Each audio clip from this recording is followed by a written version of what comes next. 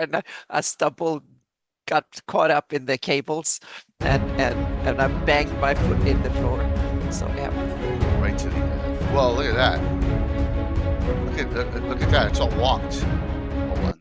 Uh-oh, yeah, it's a bit walked, but it's the last of the yeah, I know. So. It's on my normal. There it goes. No, it's messed up. Oh, there you go. That's something crazy. Something happened with the. It's time for a new one anyway. No idea. So.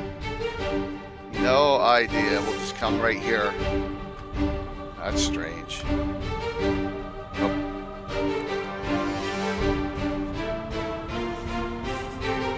Hello, hello, hello.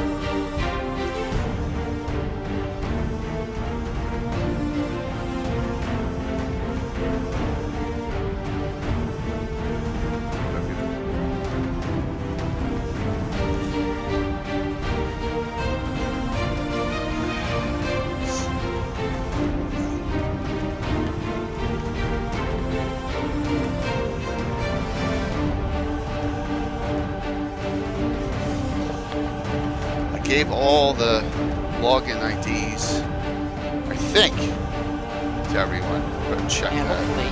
Yeah.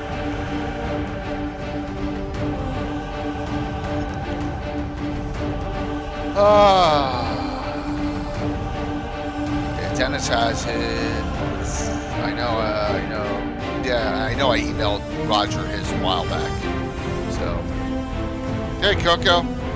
We got a ton of great giveaways tonight. What's up, Dreger? Here we got. Yeah, this is going to be like Christmas in October. Yep.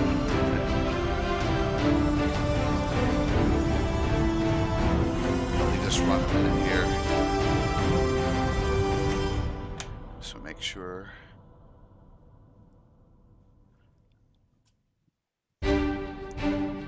Check again and just make sure.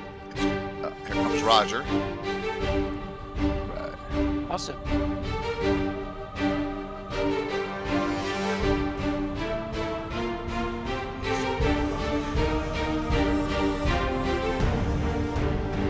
Wind up the hand.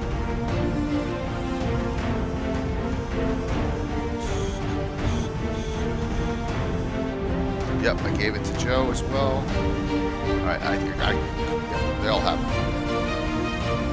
Awesome. That's all right. Hope you had fun last night in the joust.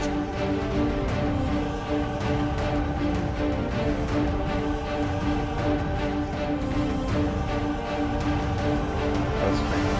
Hey, Roger. Welcome. Hey. Oh. Okay, I don't can't see you. Picture. We can hear you. No, I don't see your picture either. Oh, we can hear you. Okay. That's. Take your time. We're early. You know, we got time. Yep. No problem. And what to do? Let me try the other setting. That should be completely open. Oh, wait a minute. Always something gets turned off or changed. It always happens. Oh yeah. You have to turn it setting on. Always gets changed. They always usually off. Zoom is unable to detect a camera. Make sure your camera is powered. Okay. Yeah, you may just want to go and if you may have to reboot because of that, if it's a laptop. Yeah, unplug it or plug it in again or something. Yep. Oh, let me reboot. All right, we'll see you in a second. All right. Okay. Sounds Be good. right back. Yep. I'm gonna have to reboot. Exit out of Zoom. That way it doesn't recognize you twice. There you go. All right, so Roger will be back.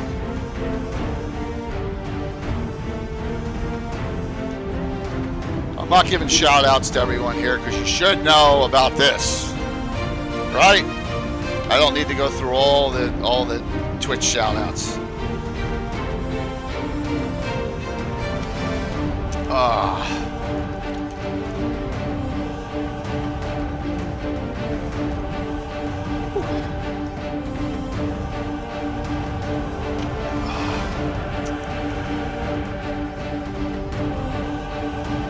What's up, Sparky? Glad you had fun. See, I'm going to quote a movie. Sorry your mom blew up, Ricky. Saw your character got hit in the head and killed instantly, Ricky, last night. Yeah, I call. That was Molly Hatchet, right? Yes. Right, we're gonna come live. We're early. We're gonna come live. We can BS a bit. There's Maldin. Exactly, man. You got hit smack dab in the head and kill. What else could you have asked for in a joust last night, there, man? Sparky, your character smack dab in the forehead. You know. Yeah. Well, everyone should be scared of Molly. She's crazy. You know. It's a good character there. What's up, Dennis? Yeah, Hey, can you hear me? Yes, Yeah, Roger we was can on, hear but he you. couldn't get his camera to work, so he figured he had to reboot. So Oh, he yeah. is Mhm. he's doing that. And coming. then I know I got confirmation that Alan Grow he's definitely coming. I know Oh, some good. yes, you know, with all the stuff that he's got going on in his life and all the Mhm. changes. It's good to hear that. Let me set this up a little bit here. Yeah, I'll do so both. good to see you again. Yeah, absolutely. What did you think There of you our go. talk, Yep. Dennis? What did you think of our Checking talk the this morning? delay. Yeah. Checking the delay here, and then so I've got your live Zoom on this screen. Yeah, always and pin it so it's I- big. That's what you and always I want to do. have, say what? Pin the Zoom, pin my picture, Yeah, pin my that one. thing, and then you'll get actually what's going on live Yep, without delay. without so to delay. speak. Yeah. Then you can pop out the chat from the Twitch window, and that way you can Right. follow the Yeah, chat that's as the well. way to do it. So then you have no delay anywhere. Yeah, and Oh, then I kill see. off the video right. from Yeah, Twitch. Yeah. Okay. Little so, tricks of the trade. Yep. Yeah, there's a Same tiny bit of a bandwidth. delay still. A tiny, Oh but yeah, that's okay. oh yeah, that's like 'cause you a live in quarter of a Canada. second. I'm just kidding. Yeah. What's I up, think Patrick? Dennis is closer yeah, to you than I am. I have the Twitch stream open on my other computer, Mhm. so I can see. That's the it. That's what That's I do good. too. Yeah, That's exactly what I do. So while we're waiting for the rest of the crew to come, what'd you think of this morning's Right. discussion? Yeah, it was good. I thought it was good. Thank you. Yeah, no, it's not sure yet how many new people we have because it's not out yet, right? The book's not out Exactly. yet. It's not. So- It's not. And I suspect that a large number of the people you had were regulars that are already. There were some new names in there this morning. I got some follows because I never stream on a Sunday morning. Exactly, that was the Yeah. people there. I Yep. should have. What I should have done, and I didn't think about it. I didn't want to be that guy. I should have asked Mike Shea to raid into me when he was done. That's what I should have done, but I didn't feel comfortable doing it because he usually has 125, 130 people at least watching him. Wow. Yeah, I should have done that, but I didn't want to impose on him. But the other thing was what did you think of Francesca Barald using your map? Well, I mean, Yeah. she would have had to have used Mike's map from Expedition, right? Yeah.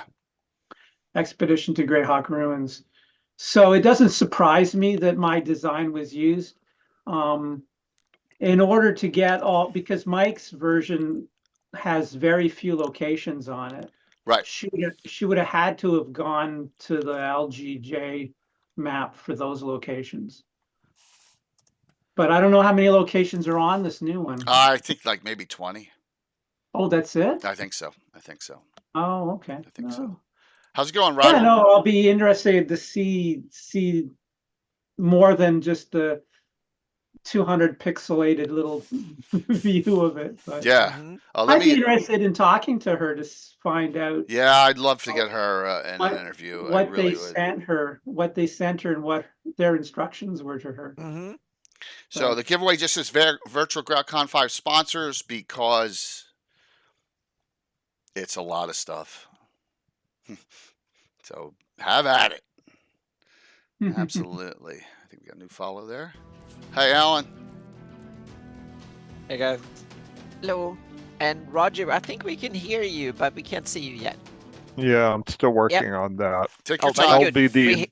I will be there in a spiritual sense. Oh yeah, but we can hear you perfectly, so sound is perfect. So yeah. Yeah, I can hear him too.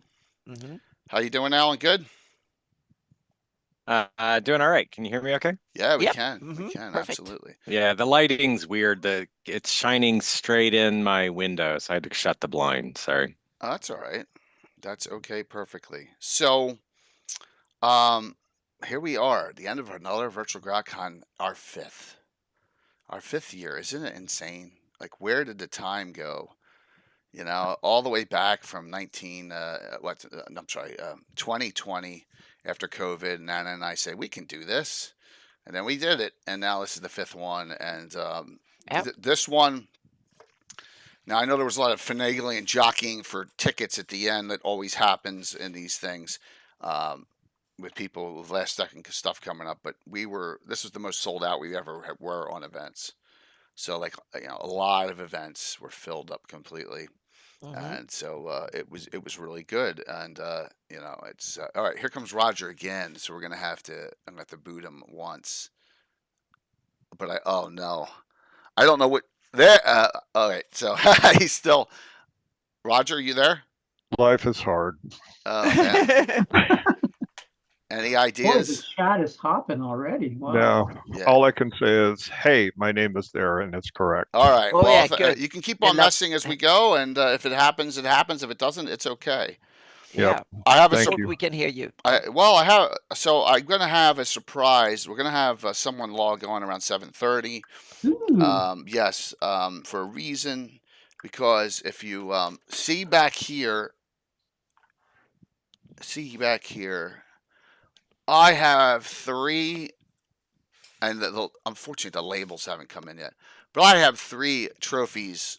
Oh, those are the trophies. Oh. I'm going to give the first ever. Why not? Virtual GREYHAWK Con, GREYHAWK, you know, achievement awards for people who I think Outstanding. deserve it. How's that Excellent. sound?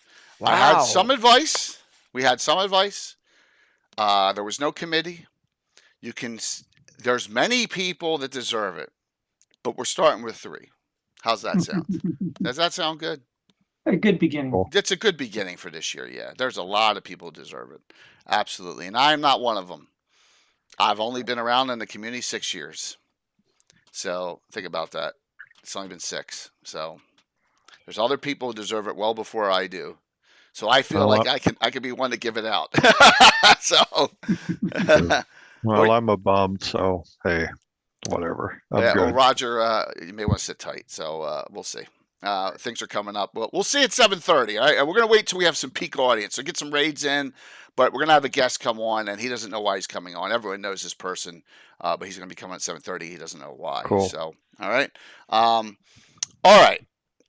We're waiting for Joe Bloch. My guess is Joe Bloch is doing exactly what my wife is doing, and that's watching the Phillies Mets game, because he's probably a Mets fan, and the Phillies just took the lead in the bottom of the 8th, and it's the top of the 9th now. And my guess is that's what he's doing. I could be wrong.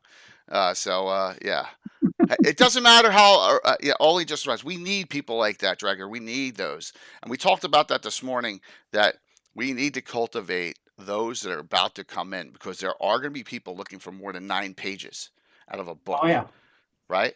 And if they don't know where to go, they're going to go somewhere we don't want them to go to. We want them to come Oh, is here. that the page count? I That's hadn't heard that that's yet. what I was told. I don't know if that's correct or not, Okay. Alan. But did you see the Francesca Barald map of GREYHAWK City yet? I don't remember I'll if bring I've it seen up. that one or not. I saw some of the Shall stuff I? on the screen, but Yeah. I don't know if I've seen the All right, city map. Hold on 1 second Yeah. here. Let me go back to Twitter here. I didn't take pictures of it because it's not a full one, but she's an awesome artist. Anna and I tried to get her on like 3 years ago.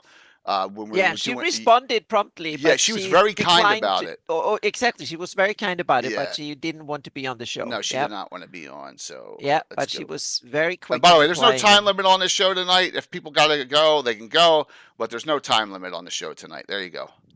It's definitely a Francesca Barald. Oh yeah, I think they will look yeah. fantastic. Yeah, I think absolutely, they will look for wonderful. GREYHAWK City, Yeah. yeah. Mhm. And you can see it's got Maldin's added locations all Oh over. yeah. So Mhm. Raiden! Hey, Gargamon, good to see you, man. Thank you very much. So, yeah, looking forward to it. Who's been preaching that for a while now? I'm sorry, there, Troy. What was that about? I missed that. Saddle source. What? Oh man, Saddles. is he busting my stones? He probably is. I don't know. I think he's busting the stones of all of you's jousters. Ah, well, there you there's a go. lot of pain. There's a lot of pain there. I personally Yeah. witnessed the decapitation. Yes, it wasn't a decapitation. It was a lance right through the head. Oh, Yeah, God. yeah, because it was on a missile Ouch. thrusting. It was on the missile thrusting table, but there was. Come on, the Order of Bloch has all these special people. We even have a Rod of Resurrection, right? So thank you, Bobo. So that because that works on anyone, even elves. So, but there's the map, and there's the Mike Schley map, which I have a nicer copy of that. Who won? All right, so we'll share that picture. Share that picture. I know who won. Yeah, who do you think won there, Troy? Who wins every year? So here's our top three. First place, Lady Isarel being played by third-time champion, third-time Little Bones wins. Fix. Oh, Second place, a surprise, and that Rigged. and that It's a was rigged election. that was Darling Creepshow with Molly Hatchet. Look, the mini doesn't even have a lance because like I said, I said this. I only have 3 female lancers. There's 2 of them, and then third place, Luke Gygax playing Eleador, the son of Melf, or Smelf, if you'd like to call him that. And so I took a nice picture of that down there, and there we are. The grand joust is done. We had a lot of fun with that, and thank you, Coco. You were in there too, Elazira. We had a lot of really new people playing this year. My guess is that we had, I don't know, 10 to 12 of them were probably about 10 were brand new, which was really nice to see. It was a good feeling to have that. So let's do this. I'm assuming Joe will be on shortly. He hung in there, but he was getting a little, Patrick's getting a little, what's the word? Patrick was getting a little frisky there, but that's okay. So we go to, do you even use miniatures? Yeah, of course we use miniatures. I'm showing them. Let's go and announce everyone here and shout yourself out as to who you are. Anna, you can always start off this. Go ahead, Anna. Okay, I'm Anna B. Meyer, and normally I do maps, including the one shown here, and do GREYHAWK content and stuff, and post on my blog. And yeah, that's and I'm usually so often here, so I cannot live on Twitch. So yeah, the Lord Gasumba channel. So thank you everyone for being here. Yeah, that's all right. That's cool. I appreciate that. Maldin, Dennis. I'm Dennis Tetro, also known as Maldin Online. Curiously enough, I also do GREYHAWK content. Yep. Curiously, yes. And I have a website, Maldin's GREYHAWK. Absolutely, and a lot of really great things on that site. Alan. Yes. I'm Alan Growy, and I go online by Grodog. I also have a GREYHAWK website online, Yes. off of GREYHAWK Online. And I am a co-founder of Black Blade Publishing. We publish Osric, Retro Clone for AD&D First Edition, among other things. We also publish some of Rob Kuntz's adventures and things like that. Fantastic. Roger's having camera Invisible. issues. That's okay. Yes. Well, my name is correct anyway. Yes, I'm a private citizen who writes GREYHAWK articles for Visions of GREYHAWK, and I've started doing a Spelljammer piece for a Spelljammer online magazine. So, but the GREYHAWK thing, they've got so many articles for me. I think they're a little backlogged, so it'll be a while. No problem. That is awesome, though, that you have, Yes. you have this, and that you are, and come on, Roger, you've done a lot more. So Oh wow. we'll talk about yes. that. We'll talk Well, I was about just that. talking recently. Recently, Yeah. yes, absolutely. So, Recently. some things that we're giving away here, and welcome all. We're waiting for Joe Bloch. I have a list here. All right, so we got this is Frog God, the Monstrosities OSR book, the book Splinters of Faith, and 2 $25 gift certificates. That's Frog God Games. From Troller Games, another Memorial Tomb PDF. That's like $100. 2 $10 gift certificates. All right, so that's 7 so far. From the Printing Goes Ever On, one of our great 3D print sponsors, a $50 gift certificate to their site, which is normally their every month deal, but they're adding in an extra one this month for the con. And then lastly, from, and I have this picture of this, and I'll bring this up on if I can, because this was a great Kickstarter, and this was a limited launch last year. So that they, there it is, and that is the Lighthouse Kickstarter, which comes with a lot more than just the Lighthouse. But I have this on my table a lot. So, and that's in the STL and that's Gamescape 3D. So that's nine giveaways for the fundraiser. My God, no, it's not a fundraiser for the end of Virtual GradCon 5. All right. So we'll do them at the end. Get in on the drawing. Obviously, you can win one thing, and you get your choice as we go down the list. Yeah, some really cool stuff. Okay, so guess waiting for Joe. Thanks, Bob. Thank you for doing that. So we'll get some questions, I'm assuming. Here's my question to the experts. What has surprised you the most the last year, gaming industry or GREYHAWK wise?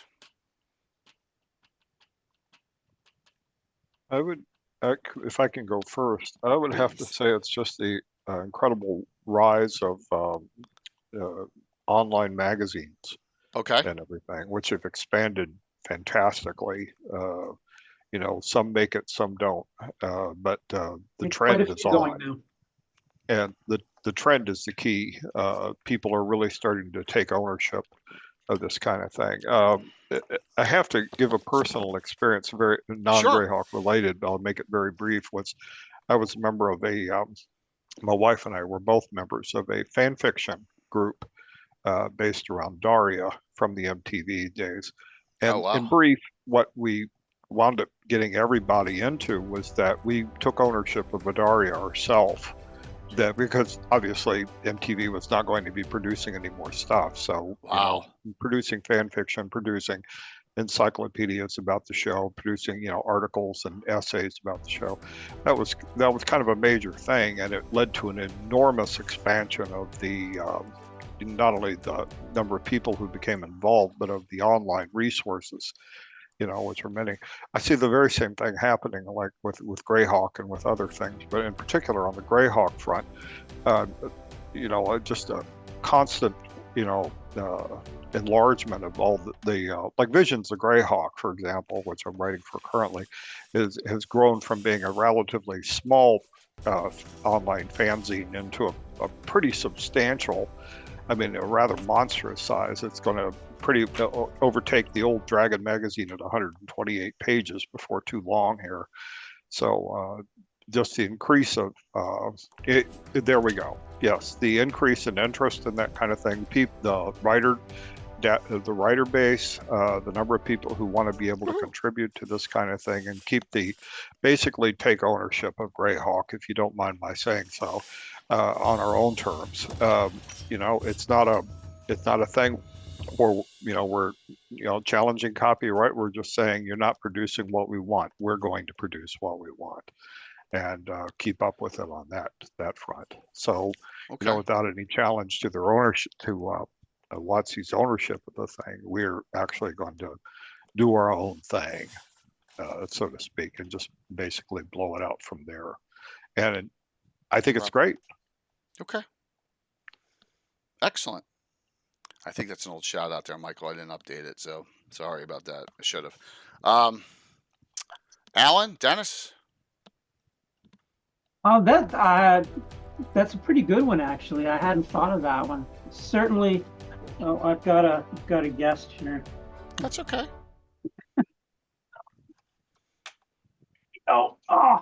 There you go. I was going to say just the fact that GREYHAWK apparently has enough interest worldwide that the company believed that it was a plus to dedicate incredibly important pages in the new DM guide to it. Just the fact that GREYHAWK is coming back is pretty wow. Yes. But Roger's right about, I mean, between there's at least 3, I think now, major GREYHAWK fanzines going, and I know Roger's also dabbling in the Spelljammer fanzine, which is relatively new as well, and there's some others for other campaign worlds that are, I think, becoming bigger. But yeah, tremendous amount of fan material now is being produced. I think there's more interest in GREYHAWK now than there ever was. It's high grade fan material. It is. I mean, And it builds a lot on what the fans have done in the past, but kind of the trailblazers, like the Earth Journal, for example. But but yeah, it's both of those things. The fact that it's coming back officially, and the fact that there's this massive still grassroots interest in it. Well, I suppose that's why they decided to choose Grow the World of GREYHAWK as the marquee campaign world in the DMG, which every new player is going to have in their hand now, right? I'm hopeful that's the case, but is it? Is that the reason? Oh, I have no illusions in thinking that they're going to start producing more GREYHAWK stuff en masse, like any of the other campaign worlds. But Right. just they could have ignored it. They could have ignored it, and they So could true. have put something else. They could have put a whole new world in there, especially if it's something that they don't have an intention of spending a lot of resources in developing Right, at right. a fine, granular level. It's going to be there, and people are going to look for it, whether the company produces more material or not. yeah. I kind of feel sometimes that part of the reason GREYHAWK survived so long was that it got ignored for a while. That's probably Yep. Well, yeah, I mean, I've ranted too long on certain other forums online about this, business about destroying planets, destroying whole campaign worlds, trying to make them more interesting. And GREYHAWK survived that quite well, I think. I mean, even people who don't like From the Ashes or the GREYHAWK Wars or anything, that's pretty minor. I mean, I would say overall easily dealt with. So wait a minute. Who had to undo some of that stuff? I don't remember his name. Yeah. right, Roger. There you go. Well, whatever. Yeah. Yeah. But GREYHAWK did. I mean, it kind of escaped attention and survived almost intact. From its original, vision and everything. And there's so much material was produced, the original by Gygax and others. It was just, for example, a really well designed campaign. And, we owe Gygax for that, and it certainly, he just did a terrific job, I think, in setting it up, and not much more to be said.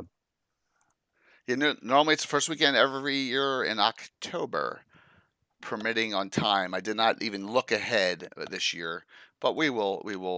I think it will be more than likely the same weekend. So, cool answers. What about Alan? What about you? So I'm going to kind of piggyback on both Roger and Dennis's answers. I think Dennis hit the nail on the head. Perhaps maybe not in the way that he necessarily meant, but the idea that they're putting this in the DMG, maybe perhaps because they have no intention of doing anything more with it. Wow. And that's the bone we get. That's kind of twisting your words a little, Dennis, but no, and that I fully acknowledge that may be an underlying thing that's going on as well. They're not obligated to do anything more. Right. Yeah. To hold the I would look at that with some gratitude. Yeah.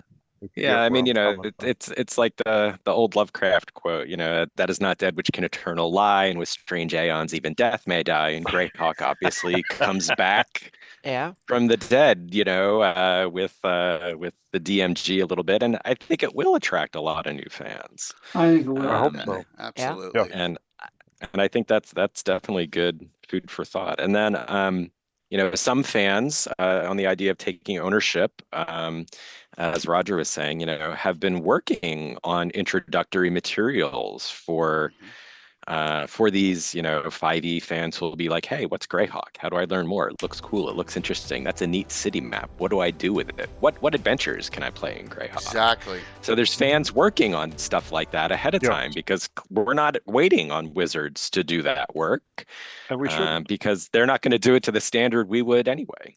Here's my Um, paranoia. I can't submit my stuff on the DM's Guild. I'm not giving them the rights to it, Right. right? But a lot of people will. Yeah. But If can it I add- opens up. Yeah. Yeah, go ahead, Anna.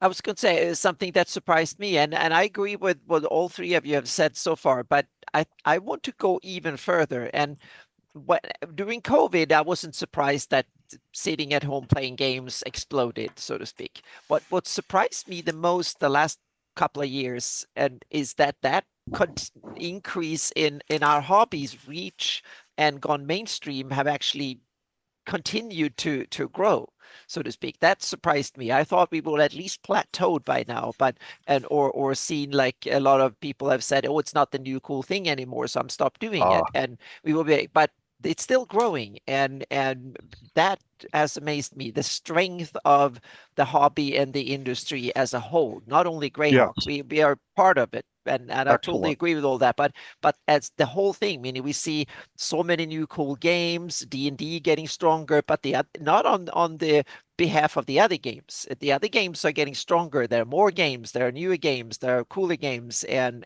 so on. So that surprised me, that there's still so much growth and strength in the hobby as a whole and the industry.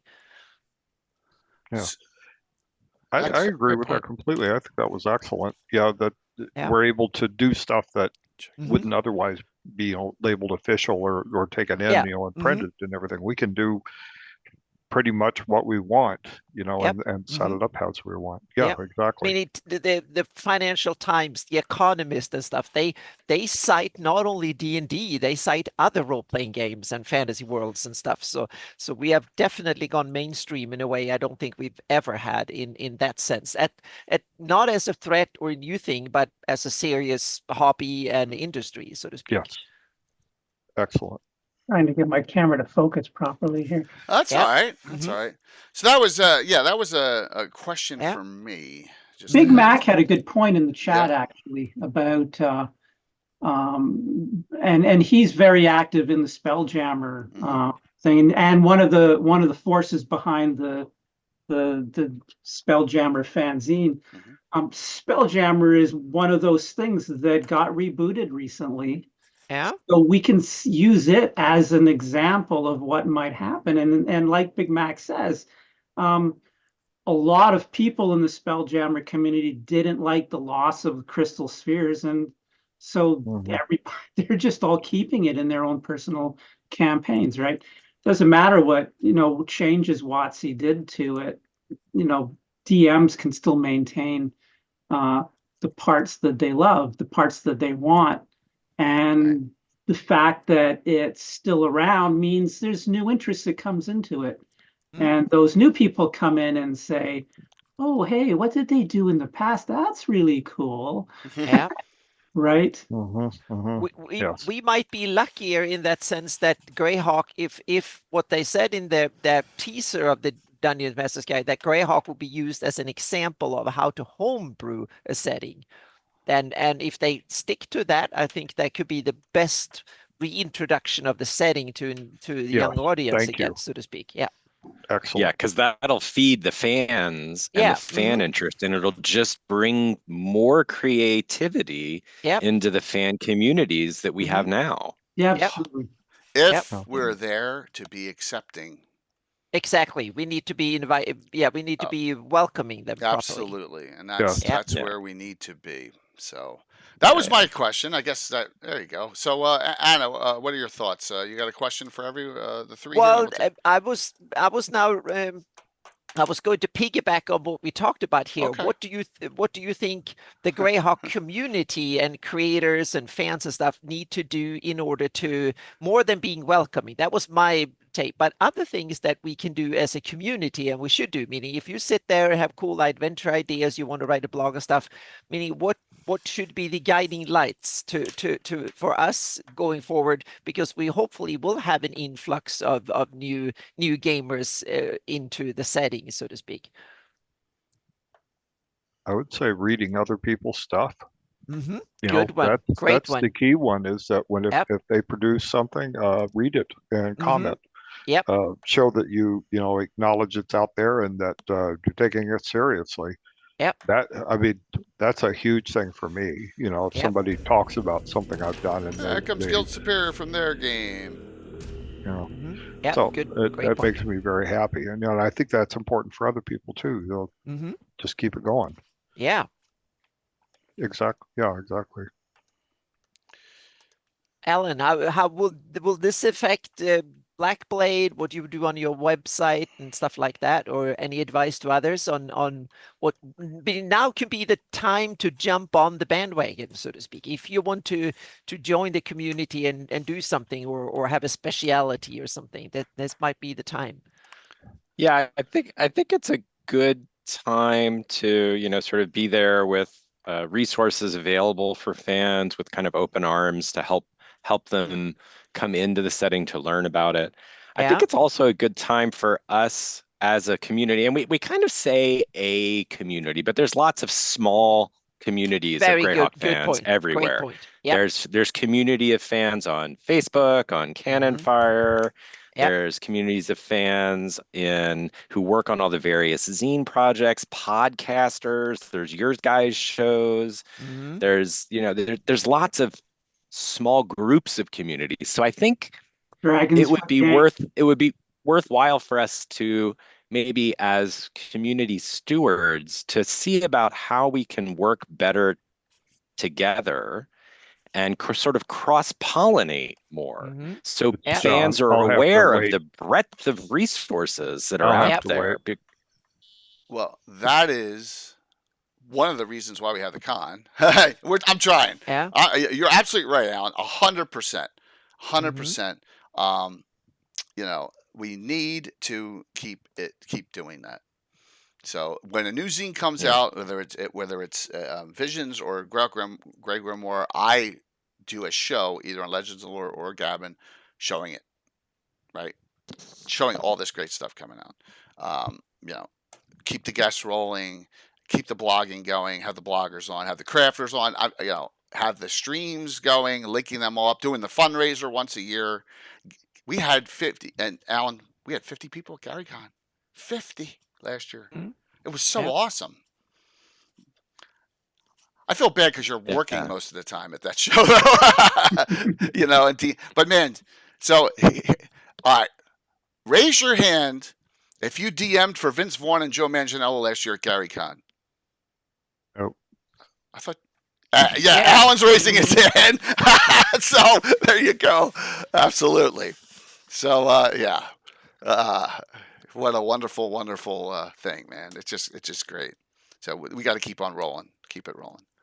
Maybe the show. Maybe I'll be on the show talking about a Gray Space fanzine one day. Yeah. Well, maybe I'll. I almost said something political. I stopped myself. So, Mac, you never know. But I think as part of this idea of not just kind of helping showcase all the stuff that we do as fans, but thinking, and I think this is part of what you're trying to drive at with your question, Anna.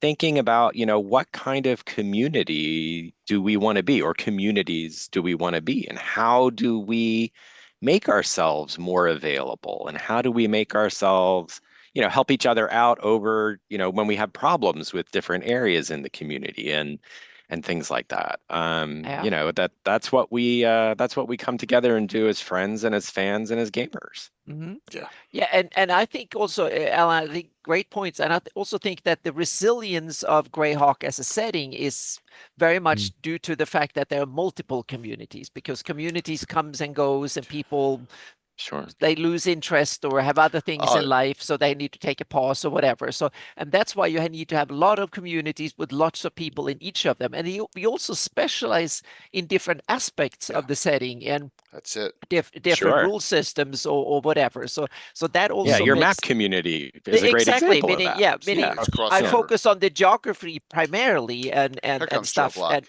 yeah Again. so we have the difference, and that is a strength in itself, I think. Watch this. Huh. Hey, Yeah, Joe. I think that's a great point. Hey, I I am how's so it sorry. I going? thought it Hello. was 8, not 7. I it's thought you were okay. just, I thought you Welcome. were on watching the Mets lose. Oh god. I apologize. I apologize. Oh, no It's all- worries. it's You're all here. good, That's man. the important bit. It's all Yeah. good. So we're just doing some general questions here. Joe, introduce yourself to everyone, please. Joe Bloch. I am the GREYHAWK Grognard. I run a YouTube channel with the same name. I'm also the publisher of BRW Games, makers of Adventures Dark and Deep and the Castle of the Mad Archmage. Very cool. Yes. And a fellow 2-year page person, right?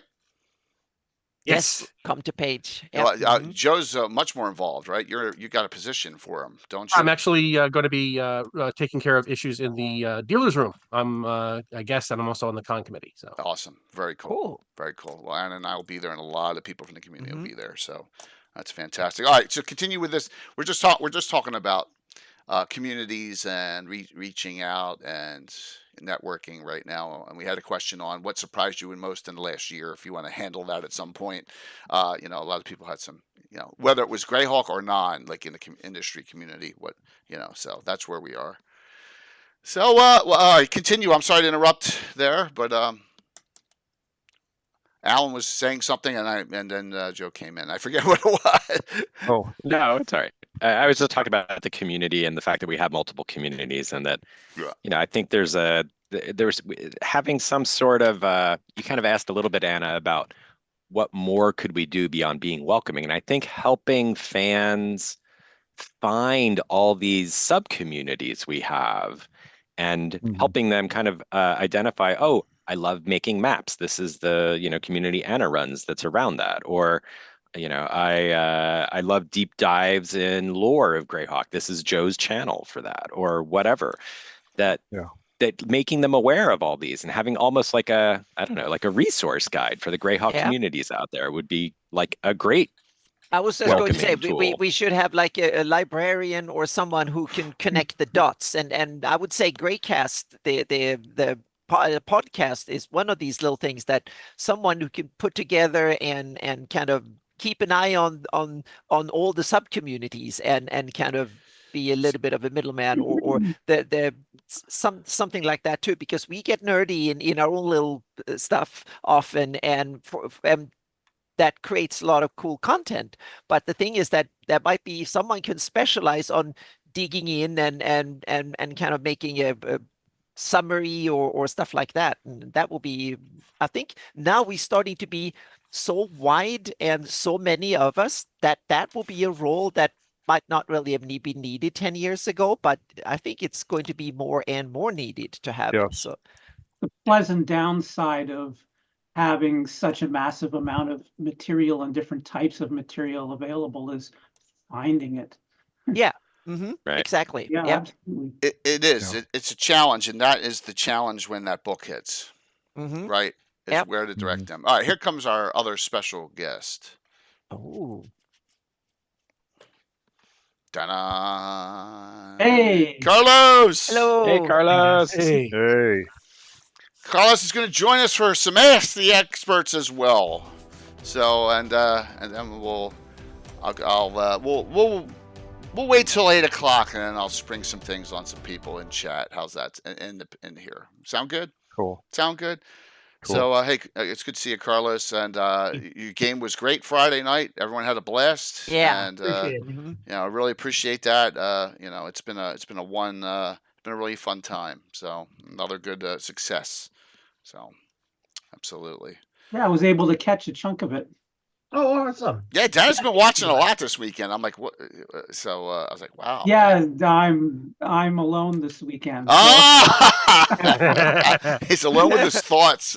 Yeah, now you- my own. That's the secret. That's great. Oh, that's awesome. So me and the pets. That's just us. That's it. So, I had some time. It's all you need. Yeah. so let's have Joe and Carlos answer that first question. The last year, GREYHAWK or just RPG community or whatever, what surprised you the most? The announcement that GREYHAWK's in the DM's guide. I mean, Okay. that's got to be that's Okay. got to be it. Okay. They have been keeping GREYHAWK at arm's length for years, Decade. and then all of a sudden they're going to do some official stuff in the actual core rulebook. I mean, that's huge. Everyone What they're going to Everyone should go to Wizards on YouTube and watch the GREYHAWK part. There's a whole, I think it's 25 minutes. It's Lindsay and who's the tall guy who does all the interviews. He was at GaryCon. I always forget his name. Man, it's gonna drive me crazy. But yeah, they were just going. Thank you, Blue Todd Kenrick, and they're talking about it. So it's not. For once, I wasn't disappointed. Is that one of their recent videos? Yes, 3 days ago, 3 or 4 days Okay. ago. Yeah. I haven't seen it yet. Yeah. For one, and I'll watch it after this. So once I wasn't disappointed with what they had to say. It's just, and they go, we want everyone to homebrew off this. That's basically what they said. And I'm like, great, perfect. Stop there. That's what it was for originally. Yeah. Stop there. So that's good. And they had some really nice maps. We had Mike Schley on, and we saw the Francesca Barald map too for GREYHAWK for the city. So yeah. So yeah, I've never had the pleasure of having Todd DM. I know he was at GaryCon, but we won't.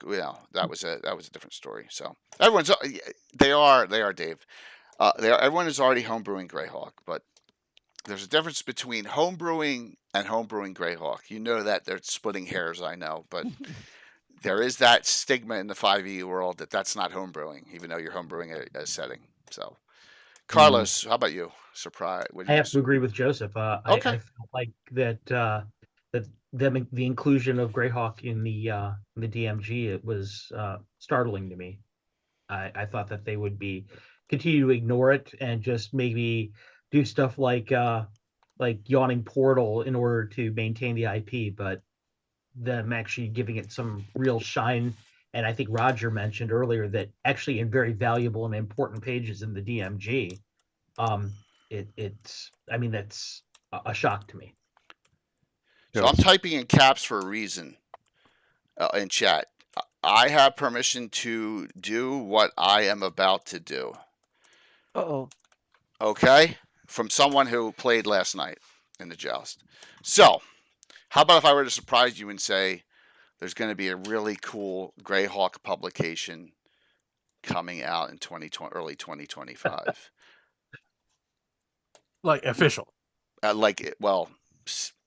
Coming out. Like the Wow. Wizards of Thay is for Ed Greenwood on Okay. his, right? And he's coming out early 2025. Yeah, considering Anna, you're part of it, so I don't know how you're confused. Okay, about that's why I this. was so very surprised. Yes, Jeff. Yes. Okay. So yeah. More the timeline. Yeah. And a lot of people get me say you're gonna get in trouble opening your big mouth, Jay. But the community's part of it. That's all I'm gonna say. 2025 with Luke. Cool. All right. So is there Joe? Is there a link? Yeah, just on Twitch, Joe. My Twitch channel. That explains it. Lord Gazumba. Yeah, absolutely. Yeah. So all right. Unless the hammer comes down and they say it cannot, DM's Guild is closed forever, it's coming out. Cool. Very And cool. I talked to that person. So And I Wait a minute. said, can I say this a little bit tonight? And the answer was yes. so you're saying that they're opening up the He end. got- from another bird who has a long beard and white hair, he says it's almost a done deal. Nice. Well, that's interesting. I'm not putting in any of my stuff. I know Carlos isn't either. This is a special publication that someone else is going to do. So just letting you know. Yeah, a little tidbit. So yeah, it does, Cool. Sparky. So It's a little bit sit minimal. tight. Sit tight. That's as long as I don't want to be the Mr. Downer. As long as I'm okay after the surgery on the 18th. So, yes, for me. But yeah, Excellent. All right. There, surprises everywhere. I wanted to save that Wow. tidbit for here. So I wanted to add something, if I Please. could, for a moment. Bouncing off something everybody else has been talking about. Anna, I think in particular, brought up this issue of like, what can we do? That was more than being welcoming and everything. I mentioned, make sure you read the material, and because that validates it to an extent that's really hard to express. If somebody's, people who used to write articles for me in Dragon Magazine, if I published them, that was just like an enormous validation for them. Saying, hey, people saw what I did and they liked it. Give them some feedback, talk to them, but even more so is keeping in mind at all times is like Gary Gygax essentially handed the setting to us. I mean, and I can't remember his exact phrasing. It was pretty short, but in the not Dungeon Master's Guide, well, he did that too.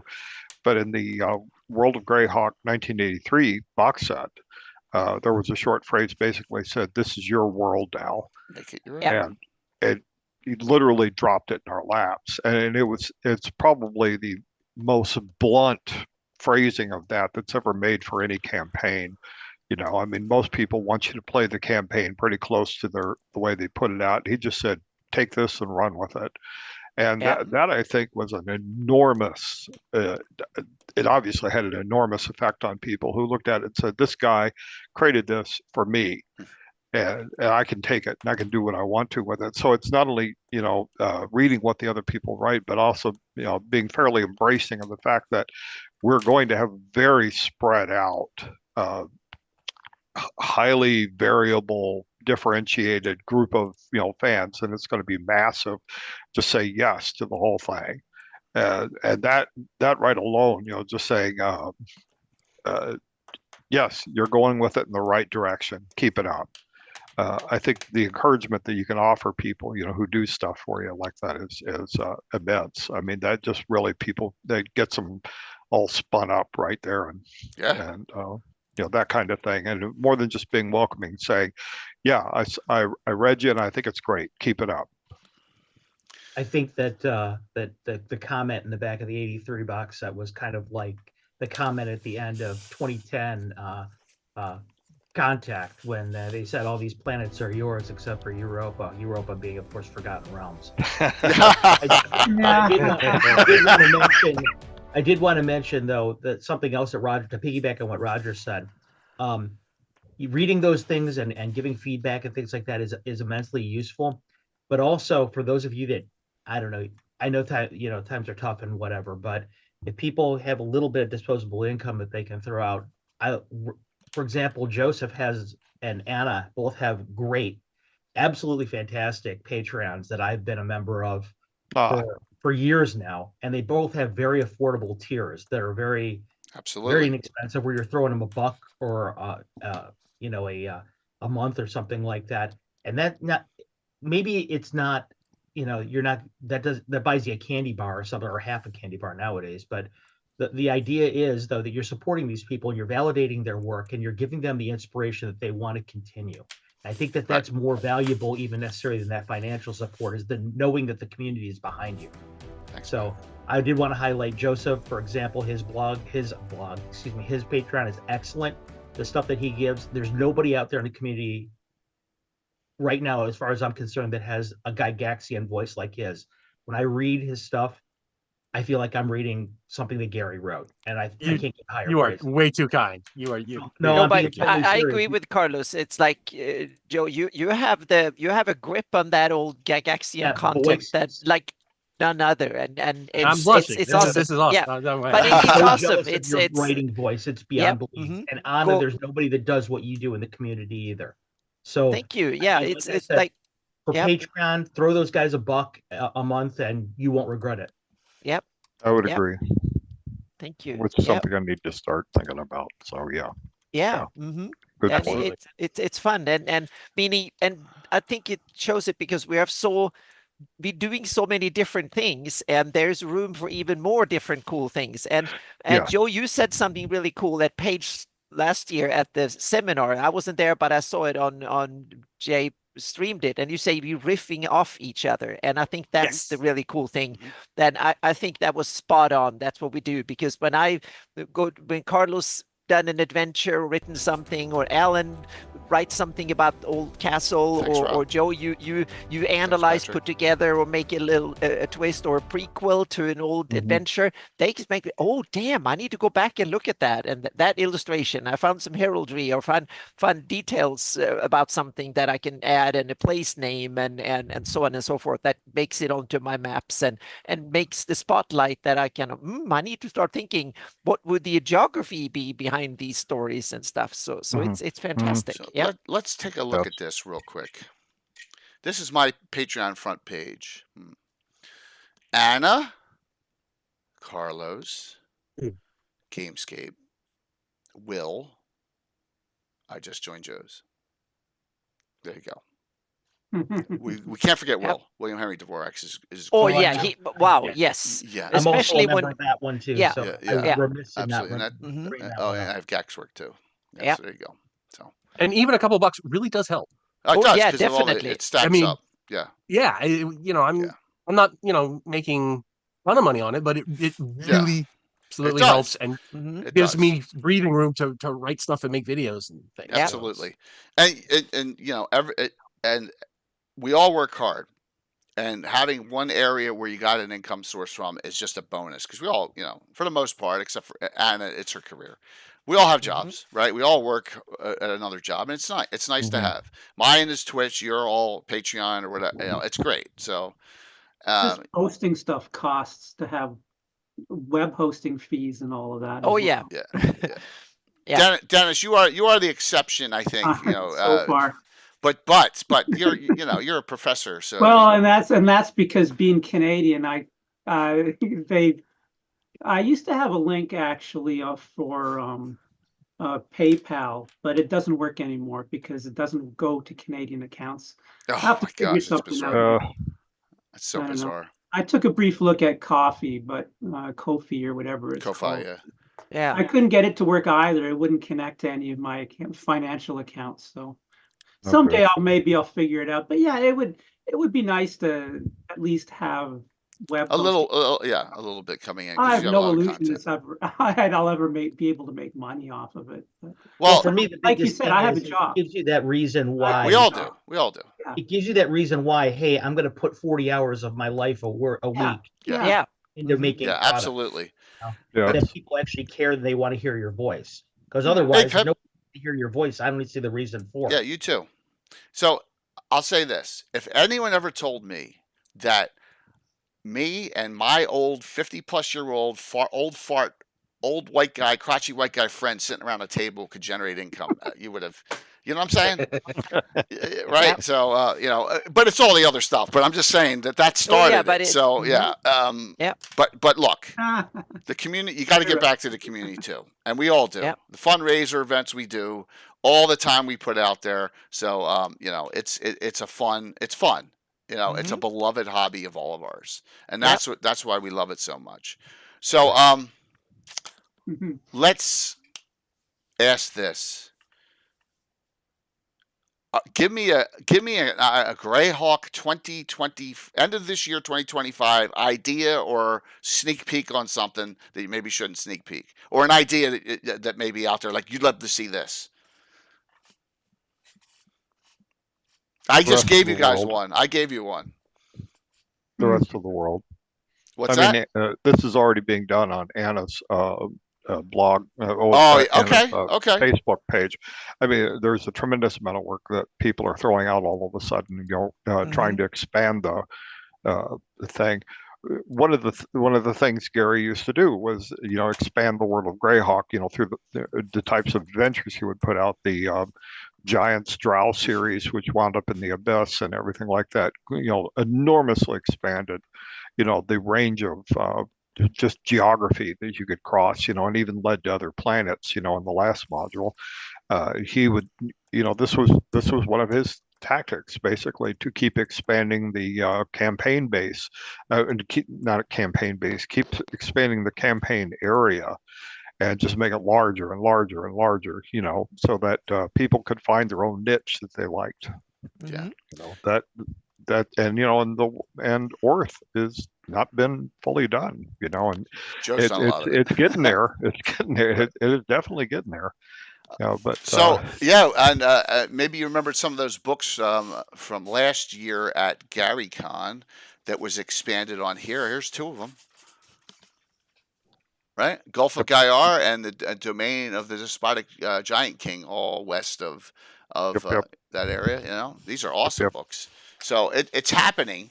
I'll say this: if you missed Anna's stream on this channel on Friday night, man, I want to talk about some new technology coming on maps. Oh yes, yeah, that was fantastic.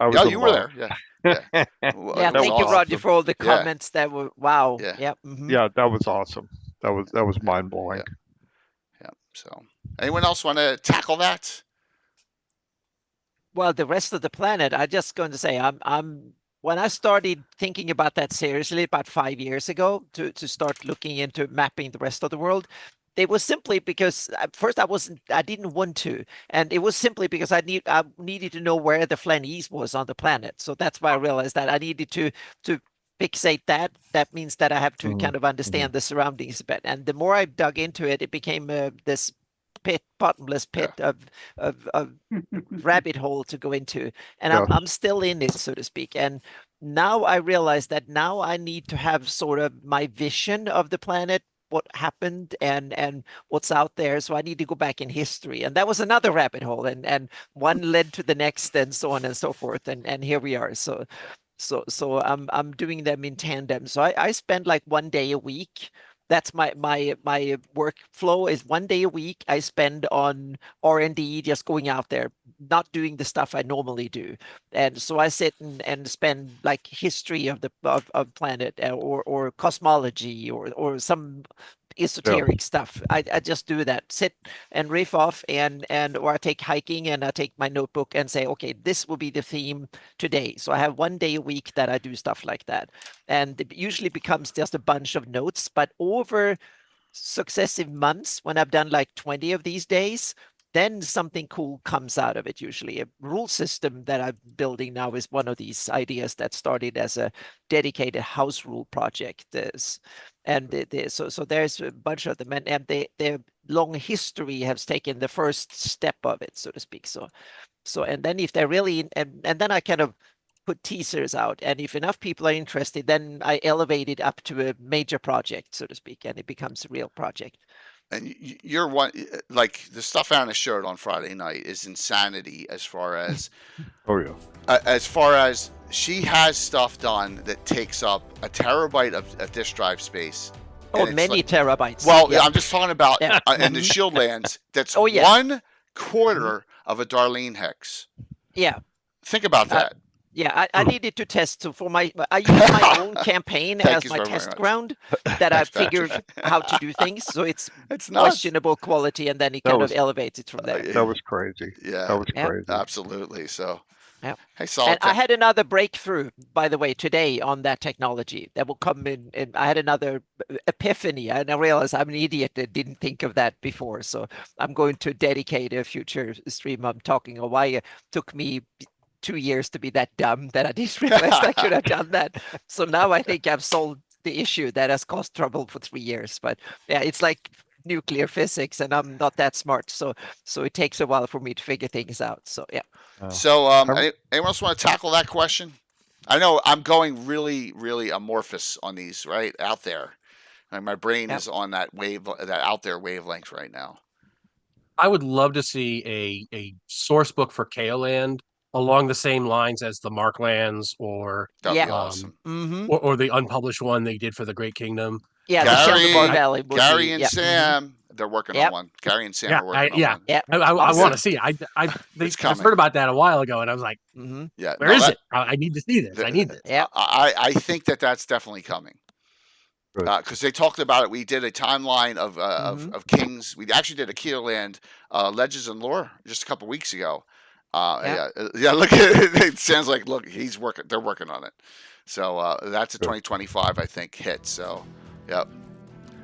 You're trying to figure out how Anna has satellite imagery for Earth. The ever mysterious Tim. Well, she does.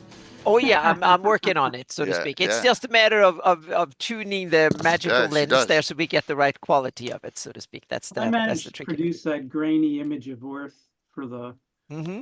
Earth Journal article, but yeah, Yep. that was fun Thank you for trying the follow. to do that. Anna actually helped me out with making the globe for that using Oh that, yeah, we worked the back and website. forth on Dennis and yeah. me. We have collaborated, and I Yeah. want one thing that I want to collaborate with Dennis. We need to dig into the physical geography, meaning the tectonics, I'm the interior of the planet and stuff. That I have ideas. I'm going to Put my put them geology your to way and work. exactly and see and then you throw something at me for Yeah, mhm. sure. Wouldn't it be Yeah. simpler if Earth was just a cylinder?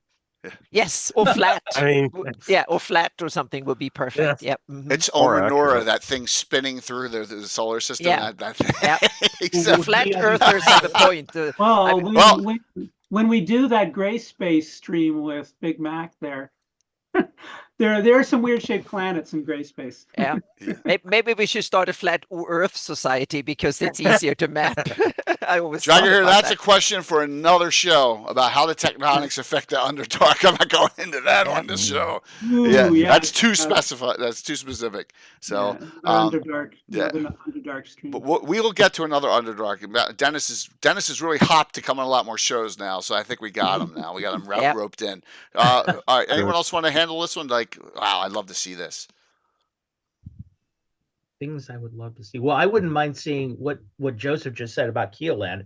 I sure wouldn't mind seeing that for actually the Bakloonish West Mhm. a little bit. look I on my think- blog. Well, Yes, go besides say yeah. Mhm. besides the gods and things like that, yeah. I mean, I know that you did so much work on the Bakloonish god deities and the whole. Oh, there's a extent- whole there's maps and a whole gazetteer. I miss Mhm. the Same for gazetteer. Zahindia.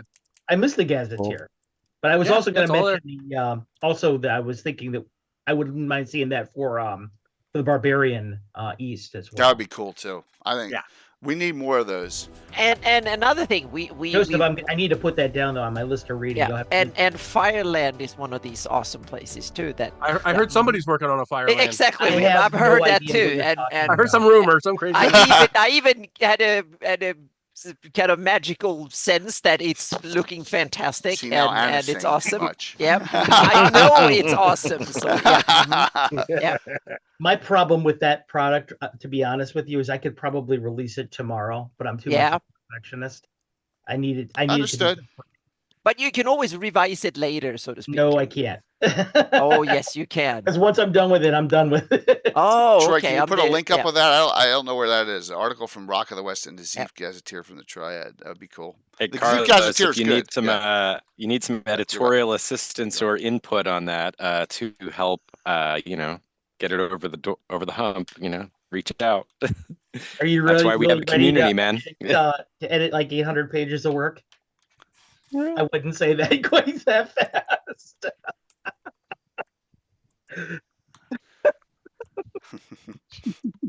So, anyone else want to bring that, take care of that one? If not, I'm going to do something here. Anyone else want to participate in that question? The only Okay. other thing I'm working on with Visions of Greyhawk was kind of running off on some little remark Gary Gygax made in Polyhedron Newsine in 1983, where he was talking about the parallel worlds of Earth, Yarth Yeah. Earth, yeah. Yarth, Mhm. and everything else like that. I've That's been awesome. going through the list and trying to work it out according to the way he seemed to be trying to set up the differences between science, technology, and magic, and everything, what each world would typically be like, or maybe trying to expand on some of them. So that's about the only thing. That one's just those are still sitting in the hopper, but they're all done. So Okay. they're all off with Visions of Greyhawk. Hmm. So I'll say, I said this earlier, I am on a different show. I'm spoiled because I got an agreement with Mr. Ed Greenwood that all the stuff he does on my shows and he compiles the Greyhawk lore that he puts, I am allowed to attach a part of my spin on that, and we have a joint article, and we did one in the Visions already. You know, that was all the rumors of GREYHAWK, and so we have more coming. So I like that one. Thank you. I like that one. That Thank you was very good. much, Roger. Yeah, you did say you really liked that one. I really appreciate that. So more are going to be coming. We have one on the one on the Doom Grinder coming. Our version, not the let's take a cigar and destroy GREYHAWK City. So okay, all right. Okay, serious time, everyone. Sit tight. We all know there was a lot of controversy, and I'm not going to get into details, but at Gen Con from an award show where it went really berserk and bonkers. Some of you may know about it. Some, you're like, what the hell is he talking about? Don't. I know nothing about that. Okay, well, that's good. That's good. But it really got Right there with you. It got ugly. Yeah, he got ugly. It got super ugly. Yes, and so yeah, of course, Patrick. I'm working on Doom Grinder article. Yeah, all right. So with that, I said to myself, you know what? This is our 5th GREYHAWK. It's time to start recognizing people in this community. Why can't we do our own awards? Right? So, first time this year, I am giving out 3 virtual GREYHAWK Achievement Awards. Okay? I've had some people, confidants, assist me with this. There are so many people that are deserving. But I want to recognize 3 people. Okay? Number 1. This person has taught us how, if I start tearing up, I'm sorry. Okay? Taught me how to be a con DM, really good one, when we did a convention together for 10 hours. All right? Was kind enough to do a joint adventure with me from his company, along with publishing some of the best damn GREYHAWK content out there, right? Bar none. And how, you know, to make it so that he has no issues with the powers that be, right? So, first one I want to give, and by the way, the labels haven't gotten here yet, so I will be sending these to you as soon. The first one I want to give is to Carlos Lysing. Well earned. For all you've done for everyone, and you've set the standard. You are the standard DM at GaryCon. Everyone should want, if you're DM, everyone should want to be what Carlos is at GaryCon. I'm Yep. That is the most in-demand DM bar none. You're not the only one that's gonna tear up. It's okay, man. Outstanding.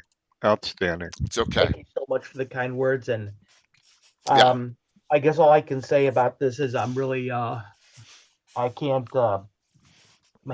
articulate what I want to say right now. So the community has embraced my work and me so much, and I just can't. I'm humbled and honored that you guys are recognizing me, and that you guys are allowing me to continue to write for you and legitimizing. All I ever wanted to do was to somehow glorify Gary's work, because he gave me so much as a kid. You know, I was a lonely kid that just lived a lot in his head, and all these words, and he taught me a love of language and a love of fantasy and a love of creating that endures to this day. And the fact that I'm able to help continue to glorify his work and show you guys how much it means to me is humbling. And I'm grateful for the opportunity, and thank you so much for of course, man. Yeah. Of course. I think there's no one more deserving than you. Hey. Exactly. You've been a trailblazer in the years when it was devoid and there was a lot, you know what I mean? And that GREYHAWK published content, it was really, you know, and you keep at it year after year. And let me tell you something. The hardest game to get in is Carlos's game at a GaryCon. Yep. That's the hardest by far. I also want to say that before I cede the floor, that we all here as creators stand on the shoulders of giants. Yeah. Gary was the giant I stand on his shoulders, but I'm not. I don't. Castle Entertainment doesn't exist without Alan Grohe. My first adventure Yeah. was because I wrote it specifically because Alan ran me through Castle Greyhawk at GaryCon, and I wanted the next year to give him something back. So I wrote Kill Marquesa, and everything developed from there. But it's more than that. I mean, Anna's been such a huge influence and such a huge supporter of mine and encouraging me when stuff is hard that I don't want to write. And I think that, you know, we all live we're like long distance runners as creators in our minds. And sometimes it's a lonely thing. And sometimes you think to yourself, man, I'm done. I don't want to keep going anymore. I know, man. He's there always to help me. Well said. And Well Joseph doesn't know this, but Joseph is the measuring stick I measure myself against. When I see his work, I'm trying to beat him all the time. He doesn't know this. He's always in the lead, right ahead of me, and I have to do the best work I can just to match him. That's awesome. And I look at Maldin's stuff. Maldin, you don't even know this, but I ran my first game that I ever ran as a Twitch stream used your maps. That I ran with that for a thing I called Sirens of Greyhawk, which was an all-female group of bards that I wanted to do. All of your stuff came so useful to me in that. And Roger, all the articles that you wrote and Return of the Eight, all my work that I do. You don't even know this, but your character Sky the Lioness has appeared in about 5 of my modules. Yeah. Because Awesome. I was so taken by that character, and she was such an important NPC in my own personal game that I was in as a player, as a younger, you know, and when I was just coming out of college. So all of you guys have been very important to me, and the community that supports me out there in chat and things like that.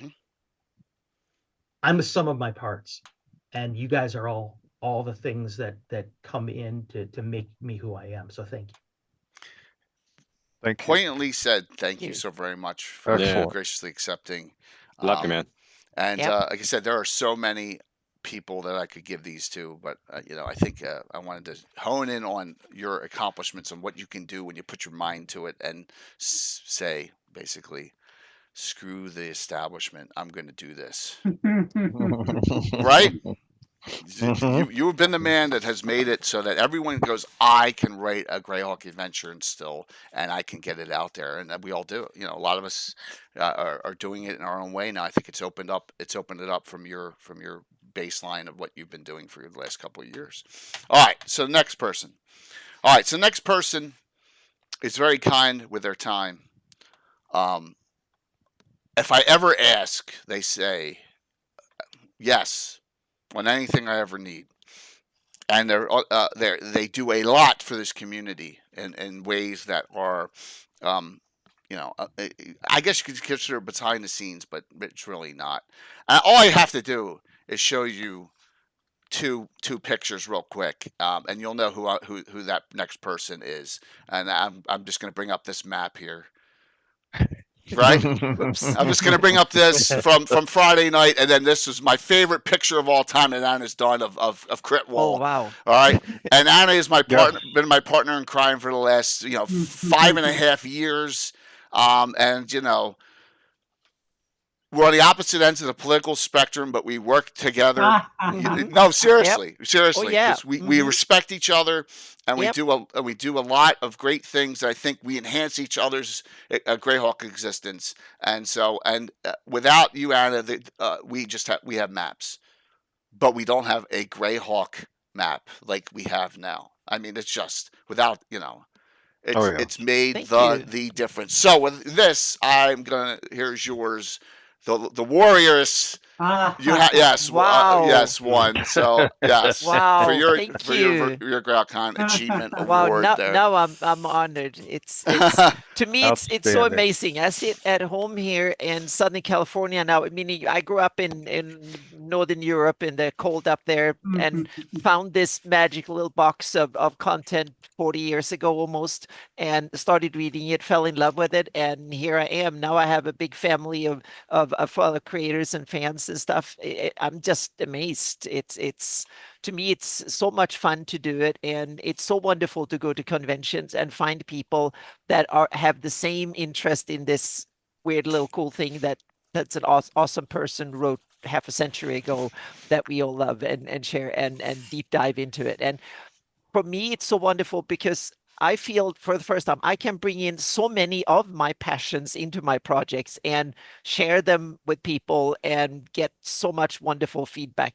back. Meaning it made me feel so welcome in the US, so welcome in California and in conventions and stuff that it's just amazing. And now it's a meager income, but it's my income and I just love it. And I can just say to creators, I give it away, and it still managed to eke out a living out of it because that's what I want to do. I want to create a raw material for the community that they can use to their heart content, so to speak. That's my approach to this, because I think that a map should be every DM and every Greyhawk player should have their own version of a map, so to speak, for their campaign, and they can use and tweak and make their version of Greyhawk. And I'm just so humble and think it's so awesome to just play the little part of carrying the torch further, so to speak, from Darlene and the Terlisi and all the other ones that have done Greyhawk maps and stuff. So yeah, so thank you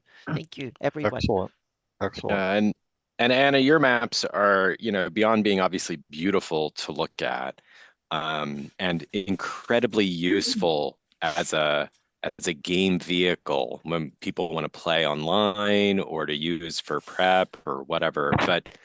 But you help bring all the community together by bringing all these elements into your maps that were never there in the original maps. Yeah, that's one of you bring goals, in yeah. the living Greyhawk, you bring in fan content, you bring in third-party publishers, you bring in Carlos's work and Joe's work and other people's work into the map. On it. Yep.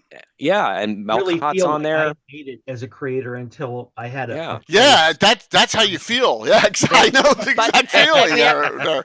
Thank you. Anyone, one of the cool example of that is that when I was invited to one of Carlos' rare awesome games at GaryCon, it was one of the Marquesa games, and it was set on the little island along the Wild Coast. And I was like, I took out my tablet and zoomed in on the map and say, there is an island there on my map, and it's been there before. And it was like, yes. I put it specifically on because there was a place on your map. Yeah, and then Carlos gave the name, and now that name is on the map, so to speak. So that I love that when one thing leads to the next, like Joe said, it riffs off. One work leads to improve the other ones and enhance the other ones. So everybody to speaks. In fact, my next module, I put in. I actually did my map based on what was on your map.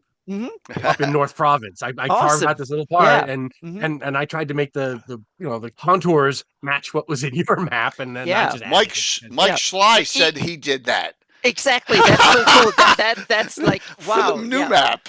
Yeah, we're like, what? The new Greyhawk map used coastline that are inspired from my map, so to speak, because it had more details than the Darlene, and Mike Schley needed more details than the Darlene, so he traced. Well, he was inspired by a lot of my coastlines, the little islands around Pomarche and stuff like that was there, and so I'm honored. So thank you so much, everyone that just appreciate what I'm sitting and doing. I've had fun doing it, but like everyone say, from time to time when you sit at home doing things, it is lonely and you feel like no one cares. And anyone bother to even understand what I'm doing? And then you come and you show it and you have your seminar and a couple of hundred people and you get 10 emails afterwards and stuff. So I'm just, I just wish that I could do more, so to speak. That's the thing, but I'm trying my best. Well, Anna, thank you for accepting that. So thank you. Yeah, of course. What Carlos said about the loneliness of the long distance runner. Precisely. I couldn't have said it better. Precisely. All right, so please note this will be an annual thing. I'll do this every year. I have one more. That was, by the way, kind of an in joke with Joe Bloch just now because it's the name of an Iron Maiden song. In fact, I named my adventure, my Greenwood game this Saturday night. What band? Time of the season. It's the time of the season. Yes, I remember that. Zombies, right? Yep. Or is that Argent? No, that's Zombies. So, all right. Zombies, yeah. Last one. So I was really upset when this person kind of left the community last year. And then I like, what are we going to do? Yeah. And then this person came back. I don't think this person gives himself enough credit. The things that have been done over the last, I guess it's since the 80s, are incredible. I look at this person's accomplishments, in particular, One Dragon magazine, I think, is the greatest Dragon magazine of all time. And that's Dragon number 60. And this person has almost every article in Dragon 60. Every single article in this Dragon magazine. This person has stuff about elves in it, right? Has even better things. Whoops, they're supposed to pop up. Like the Jester. Whoops, you guys aren't seeing it because I don't have it up. My God, I'm stupid. I am stupid. It's the Jester's fault. Yes. Dragon 60, my favorite of all time. Elves, the Jester, the greatest NPC of all time. You've been had. Yes. Okay. And yes. Okay. Some of the best articles ever. The Two-Fisted Fighter. This is, I think, is the most underrated article for GREYHAWK of all time. The Orbs of Dragonkind article. This thing is awesome. It's detailed, and I've used it. We used it many times. As Carlos said, the Return of the Eight is just fantastic. Top 3 of all time. Exactly. I mean, it's on my wall of fame. It's the only second edition adventure on my wall of fame. Only one. Along with a lot of other accomplishments we could go on for a long time. And now he's writing again and publishing on a regular basis in Visions and are you doing Grey Grimoire too, Roger? Because we're talking about you, Roger Moore. Oh, thank you. Thank you so very much, man. I've written to him and talked to him a little bit. I had an article idea. I haven't finished it yet. Okay. I was going to do for him. Yeah. So Roger, this one's for you because, man, when you came back this year and started, Anna and I were ecstatic. Yes, that was like, absolutely wow. ecstatic. And now you're going to GaryCon again, and I just think, man, your past achievements are fantastic, but your future ones are going to be just as good. Mm-hmm. And Thank so the amount of time, we're not even talking about your setting book, right? GREYHAWK the Adventure Begins. There's so much. Oh yeah, so much content that you did in that era. So, and I know Eric Mona thinks so highly of you as well. And Eric's a fantastic person too. So I wanted to give you the third and final one this year. Besides Roger, what he just said, there's 2 things I want to add.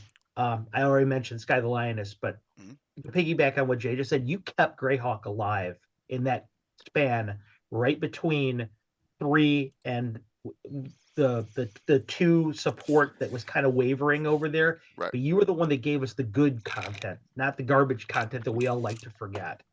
And that's important. Oh. And also, nobody made me laugh as much as you did in the "You Two Can Earn Big Bucks" April Fool's article that you did. Oh, yes. But that, when I read that, when it was coming out and I read that, I laughed so hard about that article. And I'll never forget that to this day. Super well earned. Super well earned. Thank you. So, and I want to thank Roger for actually agreeing to publish my article in 167. Oh yes. Yes. That is awesome. To this day, people will remember that article. Yeah, you put the full color maps in it and all that stuff. That was good. See the pole march and die. Yeah. Yes. Yes. Oh yeah. And from that we have Crovis, and I use Crovis in my campaign, so there you go. Oh, so it trickled the trickle down effect. I can't find it. So there are 2 in my Altamira publication for Troller Games. There are 2 things that I have to change the name of. One is Order of Ulick, right? It's Order of Altamira, and the second one is You've Been Had because it's in the Dragon magazine. So I changed him. So one of to You Were Taken. So there you go. So it's just to show you the level of stuff. And that was a joke. That was a Midgets in the Earth article. So, but like everything that you've done, you also did the half ogre, right? Article. I mean, so much. Gary started it. I just kind of played with it. I said, well, if he's going to do that, you made it playable. So Roger, thank you so very much. I appreciate it. You're very welcome. Thank you. I'll get your address and I'll get that label on that and send it out to you. I'll get them out to all of you very shortly, along with the third trophy. I got to send Bones for the joust. So yes, because she's won 3 times. So there you go. But there we can get back to asking the experts. Please, there are a ton of people. Everyone on here, everyone in this up here is as what's the word? Deserving as the 3 I gave out today. Please just note and there's so many people in chat as well but I wanted to start with only doing 3 this year. So yeah, Bones won again, Scott. Yeah, she kicked the crap out of everyone. It wasn't even close. I think she didn't lose a single match. Yeah, so yeah, she was good, and we had a death too. So. All right. Anyone want to do any input off of that, or we just move on to some questions from the audience? What would you like to do? And Carlos, you're free to stay all night with everyone as long as you want. Okay. Thank you so much. I'm good.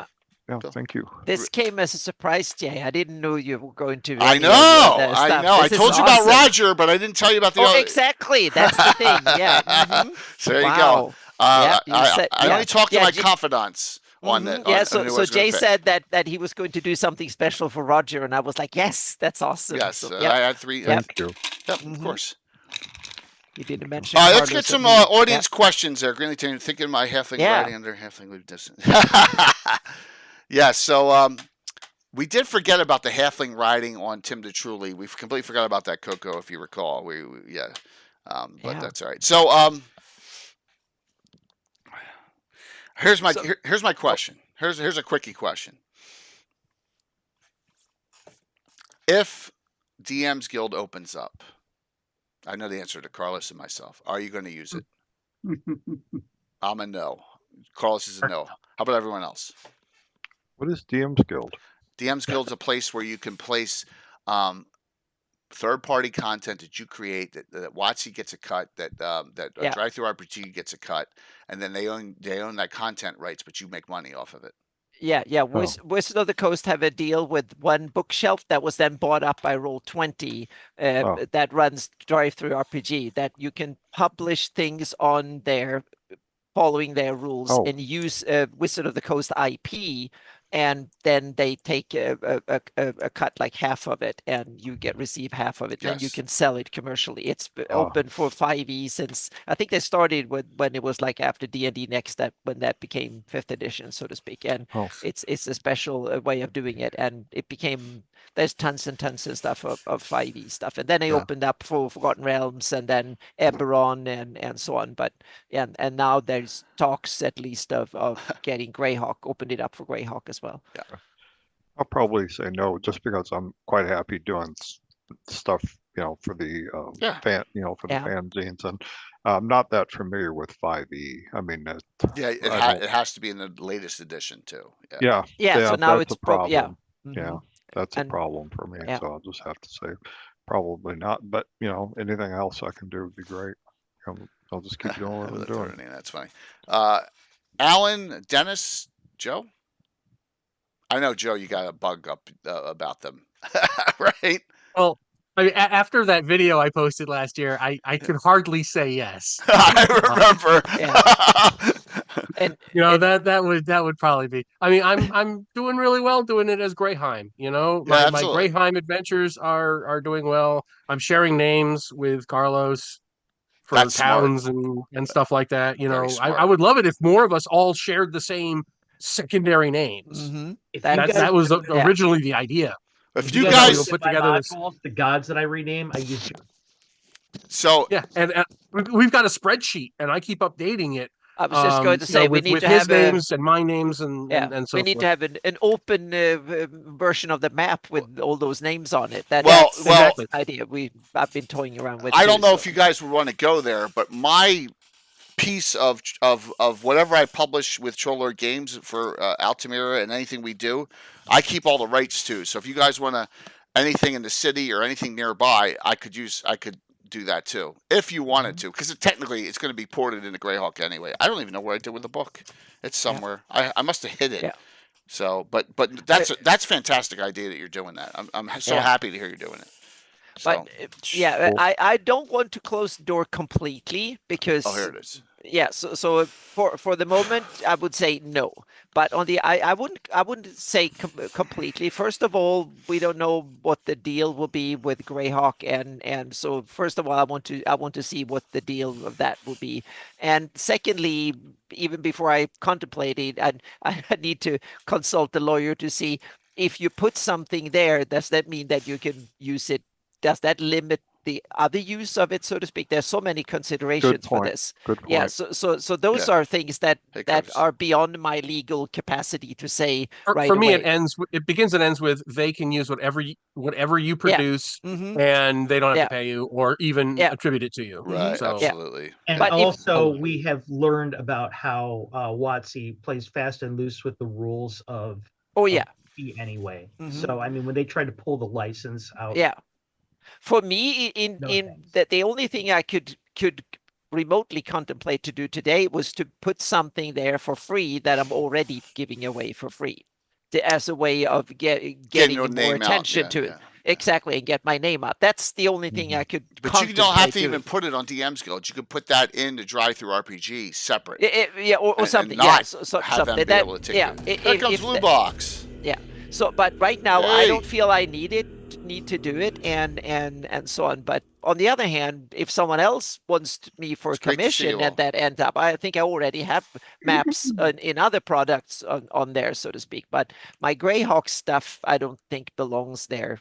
As it is right now, it doesn't belong there because I want it to be raw material for the community to use in their products primarily. That's the role I see with it. All right.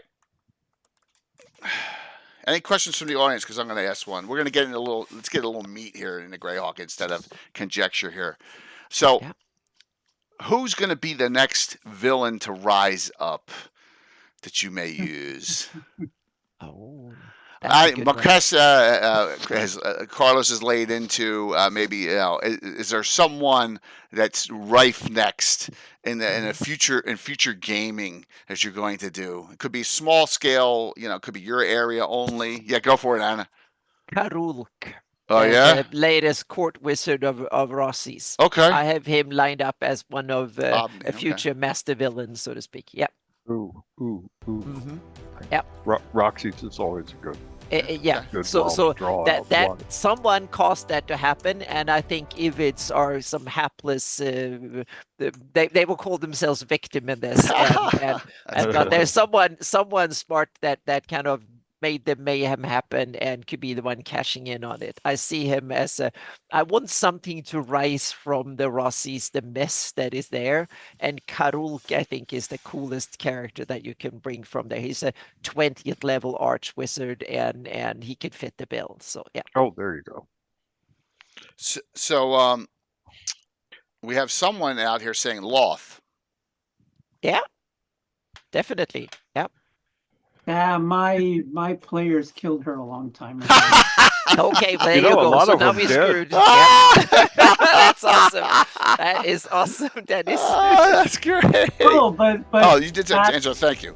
That everybody who's ever run the D series has kind of done LOL. So yeah, no, I agree. That's I think most cases people want something new and different. That's what I'm saying. No more. I'm tired of hearing about Tasha /Eggwolf / whatever the hell they're calling her. But villains need to tie into old story. That makes them more.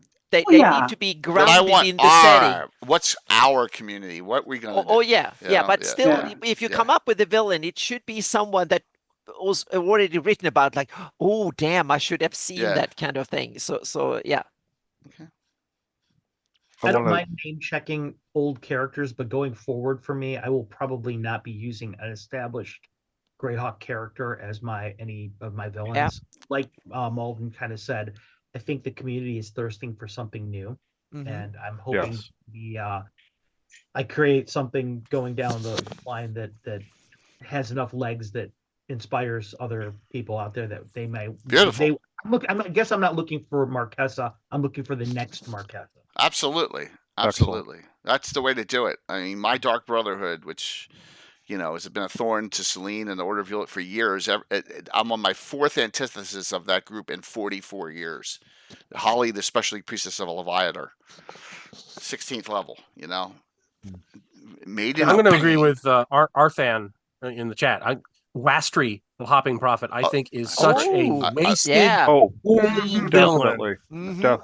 I have been planning. In fact, Carlos and I we're talking about doing some stuff around Wastry. Did you read Horror in the Holes there, Joe? That's it. Yes, that was. I did. He's just such a wonderfully developed character and villain.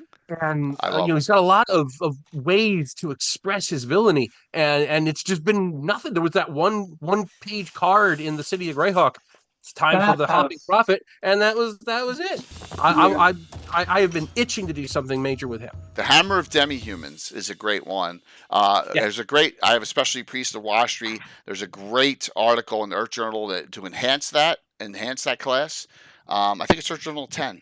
If I recall, and so absolutely, I can get behind that 100%. I love, as Carlos knows, I love Wastry as a baddie. Oh yeah, I think it's a great idea, and it's also not the stereotypical. No, it's not. It's not Scarlet Brotherhood with cool twists too, Wastry. So any awesome. Angelo, it can be any CY, and we're just as general discussion. You can make it 576. You can make it 591. You can make it whenever timeline you want. Rewarding though out there is when you find out when you're doing a game or something that people have latched onto some NPC or some character in the stuff that you created and have run with it and have given it legs in their own game.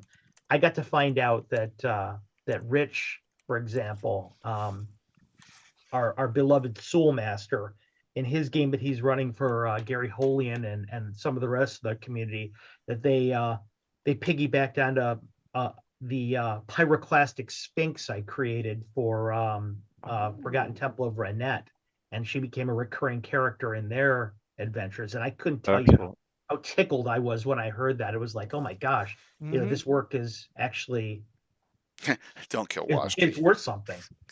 Somebody actually liked it that much to make it a recurring character. So I think that the hook, the next thing is to make the next character like that that is beloved enough that other people want. I will need to leave. My right eye is starting to bother me, so I have to go put in some medication. Roger, thank you so very much. Yeah, thank you so much for being here. So you're very welcome. Roger, I'm going to send you an email with a request for your the address, and then I'll easily send done. Okay, thank you so much. All right. Okay. I hope you feel good. Take care. Thank you. Bless you all. Have a good night. Yep. Bye. Bye. Awesome. Yeah. Fantastic.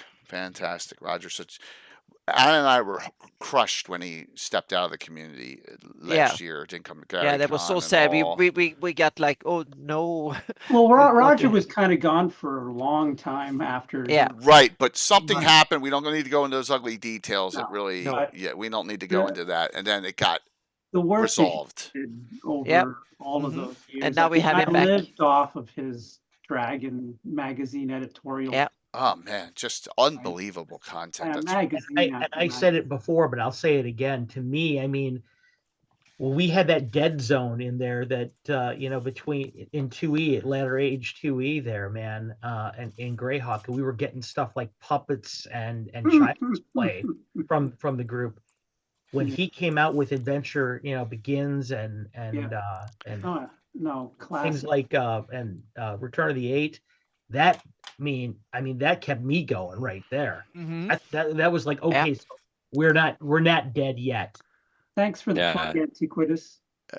But and like even like the House on Sumner's Court in the Earth Journal was great, and that got reprinted in Status.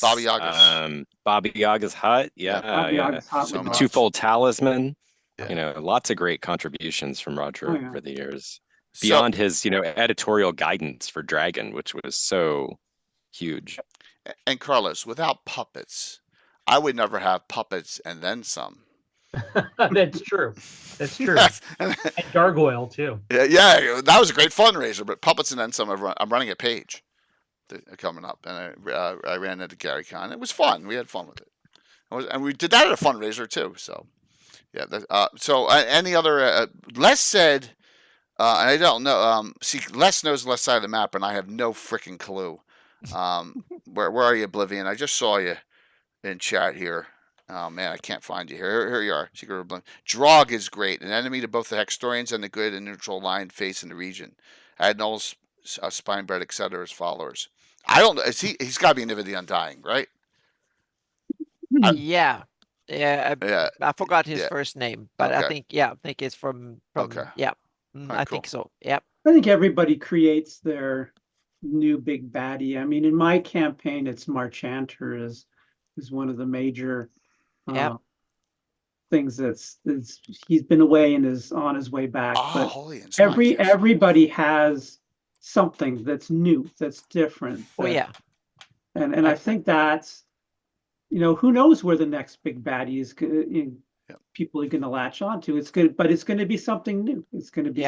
I have Glushnag the Mighty. He's a hobgoblin from the Horn Society. Oh, nice. And he's a high-level barbarian kind of type. He's one of my top villains, but he's not necessarily a villain. He's a good Greyhawk politician. You never know where you have him, so to speak. So he's my favorite right now is these demonic undead harpy named Rotting Mamie, who is a proxy. Oh, wow. Rotting Mamie?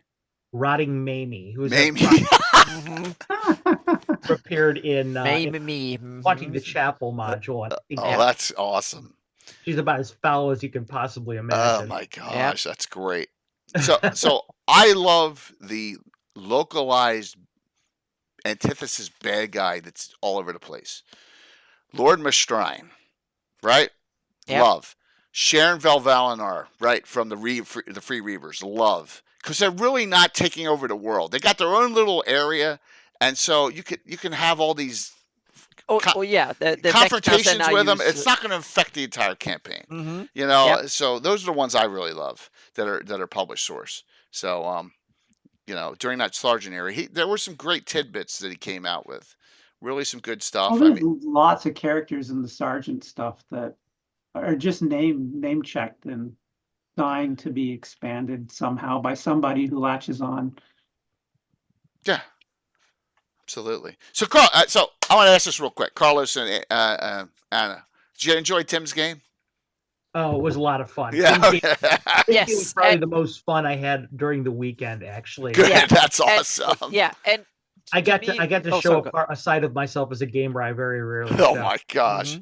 Yep. And Tim pulled off something that I think very few DMs could pull off, meaning that it started grim and at the first, like, what the heck am I doing in this game? This is not good. It's not fun. And a game that it was like a movie. It was like first you get gripped by the story, and then the story goes, oh, I don't like this, and I'm not sure I want to see this, whatever. But afterwards, you're like, damn, it was a good story. I'm so glad I took the time to actually see through the movie, or in this case, play the game, so to speak. And that's hat off to DM that can make you both hate the session and then afterwards love the whole thing, so to speak, like to bring the full register, so to speak. There we that go was for amazing. Bob Uso. Oh, yeah. Talking about mind flayers. Yeah. Mm-hmm. Yeah. So that really showed. I think it was and also a very hard scenario. I don't think I've played in any DM that taken kind of the characters being taken hostage scenario, a captive scenario. That's a really, really difficult thing to pull off, and Tim pulled off both the grim start and the really cool ending really, really well, so to speak. See, now you both know why one eyeball goes this way for me, one goes that way sometimes with Tim games. And why? Yeah. And I think that I didn't like the session at all, half an hour to 1 hour into it. That actually helped me love it even more at the end, so to speak. Awesome. So that is, yeah. So hats off for that, so to speak. That because normally if I don't like something and it's like this is not good at all, and then to come back from that proves even more how cool it was. So Tim is DMing a page, everyone, Saturday morning. Yep. I don't know if there's any openings, but he is DMing a page. So, you know, and like I said, Tim and Walt were at adventure #1 in my campaign, the Battle of Outpost #1. Yeah, go ahead, Joe. Let me interject here, please. Because when I came in late, you were talking about ways to build the community, and I think did anybody talk about conventions and boosting the GREYHAWK content at conventions? Oh my God! Not only running stuff yourself, but promoting stuff that you know is being run. Yeah. You know, like for example, at ShireCon a couple of weeks ago, I ran my Battle of Emerald Meadows game. Oh. Which was a miniatures. So it was like a historical miniatures game with 15 millimeter. You know, it's not a skirmish game. It was actually like you'd see at Historicon with, you know, ranks of figures and stuff like that. But it's GREYHAWK content, and getting the word out about that kind of stuff. You know, there's tons of, you know, at Page, obviously, there's going to be a ton of GREYHAWK stuff. There should be a mechanism for getting the word out that, hey, GREYHAWK is going to be at this con. Yeah. GREYHAWK, you know. How many people out there are going to Page? I know it's a tough time, but there's a lot of local ones that are going because I've been pushing it hard, you know, through Ron, you know, with Ron and all that. And Troy's going. Scottish Jeff, are you going? I know you were considering it. And there's Brian Danger Jagasak's going. I'm going to be running Phantom NJ's going. Yeah, there's a whole bunch. So I'm going to be running a bunch of GREYHAWK stuff at TotalCon. Okay. In Massachusetts. You know, the month after. But we, you know, there's a lot of us running stuff at cons. There should be a way to get that, to boost that. Josh, you on Zarathon? We need to have a posting on at least GREYHAWK events and Cannon Fire of a con attendance somewhere. That will be a good point. Yeah, we need to have like on those two. We need to have that. We can do it on GREYHAWK events and Cannon Fire both. I think it's a great idea. Like, sorry, Joe, you were at Founders and Legends last year, not Gary Con, correct? I didn't go to. I didn't make it to either. Yeah. Okay. I was going to go to Founders and Legends, and I couldn't last minute. Yep. So last year, I think you may have not heard this part. 2 years ago, we had about 20 people there. Last year, we had 50. It was just unbelievable. I'm talking about everyone, you know, Alan, myself, Carlos, Anna, Guild Superior, Stronghold D&D, Bones, Darling, Myriad, Coco, Bird, Curtis, Brett. I mean, Alex. I know I'm forgetting a ton of people. History Prof. There were Carlos Mondragon. There were Carlos. There were so many. Carlos Mondragon. So many people were there. You know, I'm missing a bunch. Justinius was there. Bon Moku was there, and we had a spread. I gotta find it here. Oh yeah, in the guide or the just for the 50th, I kind of tried to go all out. Yeah. So here, let me find it. I could probably bring it up online too, but.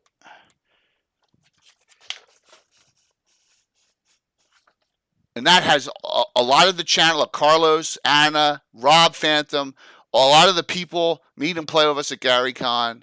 Yeah, so we really tried to put out our identity out there at GaryCon last year, and I you know, I'll do that again. You know, so Spinecast. I will be at GaryCon this year. Awesome. Next year. Awesome. Very cool. Spine Castle, State of Holy. All right, Hyrian Drog is out of Spine Castle, Dungeon 148. Will was there last year too. Yeah. What are you looking at, Carlos? And I just was getting some reading material. Yeah, look, you were taking is in there from Roger. And Spunk, it's called Spunk, Sponk instead of UNK. I don't want to get burnt by Watsy. Oh, you know, because I guarantee none of them know where it's coming from. So. I know, Armin. You live in New Zealand, though, man. You're excused. William Henry Dvorak was there too, and he DM'd. So I know we had a ton of people, and we're going to continue doing that. But that's a great idea, Joe. So I'm going to get with the powers that be at Cannon Fire, and then myself and Josh Pop on the GREYHAWK event server. We're going to put up an area for con notifications or something. Okay, a feed. All right, and then we'll figure that out because yeah, that makes total sense. I guess kind of an announcement. I will probably not be making next year's GaryCon. I'm sorry to hear that. Oh, yeah. I'm sorry to hear that, man. It's, hey, you never know with me too, Carlos. I'm assuming I'm going to be okay. So we'll see. Yeah, I'm really sorry to hear that. But we will. There are a lot of we got a lot of new people going this year too. Like Korg the Mighty's going. It tells me that I probably won't be able to make it, but that's all right. Okay. It's only 1 year. Okay. Alan's going to be there, right? I don't know. I'm assuming so, but we'll just have to wait and see. Okay. I wasn't able to be at virtual GreyHawk Con this weekend because, the job I'm doing part-time at the post office was, I was working nights all weekend. Real life gets in the way of gaming a lot of times. Yeah. We all understand that 100%. So yeah, a 94% income loss is a hard hit to take. Yeah, dude, I completely empathize with you, man. I got laid off a year ago, October last year, and it was like a shock. I've been with the company 29 years. I understand, man. I understand completely. Yeah. So real life does suck there, Dale. All right, so any of you want to ask each other a question? Because there's a lot of chat going on, but I see no questions coming from the audience. Yeah, I'm going to ask one. Go for it. I want to know about Joe's next module. What are you doing? That's good. Good one. All right. It's already gone off to the editor, and it's going to be Lovecraftian, like overtly Lovecraftian. Nice. And set in North Province. I found a place on 2 hexes on the Darlene map, and then I figured out where they were on Anna's map, and I blew it up and I turned it into in my map. It's cool. a valley that's kind of isolated and backwoods and stuff, and it's going to be it's kind of a mini setting as well as an adventure. So the adventure is the My-Go are coming in to invade, and then there's the god of shepherds and pastoralness, Chatur, and you can work around the anagram there. Is resisting, and there's a lot of flipping and flopping, which is exactly what I love. Is like, you think they're nice and then they're not so nice, and so yeah, it's designed to go with my Swords of Cthulhu book, where there's cultists and things like that. But I wanted to make something that was overtly, this is Lovecraftian in GreyHawk. And I found the perfect isolated backwoods place that's analogous to like Western Massachusetts in the late 19th century. It sounds bad. What level is it for? And it's a whole mini setting, so there's cool. there's a ton beyond that particular adventure that's in the book that you can use to do your own adventures. Sounds like the perfect spot for a place like, this is a lot of area there. You can have something isolated that can go haywire. Yeah. I wanted something that wasn't near any roads or anything. And there's like this little stream that goes through on your map. So it was great. Tim gives you the thumbs up. So there you go. So it's certified crazy. All right. Here's a question from. So Joe, sorry, just to please, piggyback real quick. So Jay asked what levels it was going to be for, which is definitely curious. Mid-level. So I call mid-level like 5 to 7 or in that range. First edition. Okay. Nice. Thanks. All right. So Big Mac asked, give us the most unusual non-GreyHawk product that you would use in your game, part of the FlanS. Could be a Rollmaster 8 or something. That's a good question because that's a deep thought question. I've used a lot of the Harn stuff. Harn's a very low magic world, but their maps were awesome, and I completely stole their mapping style. Oh yeah, they were 20, 30 years ahead of their time. They were, The Harn material was so incredibly detailed to the point where I think they killed themselves because people weren't buying it. It was people who just want to jump in and run adventures. Harn was not the place to do it. but the material itself is so detailed at all levels that it's great to take it and put it into something else. So, I mean, I stole all of the Harn cities and used them as maps for my World of Greyhawk. Verbabonk, before anybody ever created a map for Verbabonk, before the Living Greyhawk people started, working on that, and then Vision at Work started a project that eventually never got completed, but still, the city of Tashel from Harn is my Verbabonk. So yeah, the Harn stuff for me was great. That I adapted from. Yeah, I don't know. So for me, it involves Alan. The Relic and Rituals books and all the other stuff from 3rd edition that came out during that from Sword and Sorcery, right? I saved. Well, I hit a wrong button. What's that?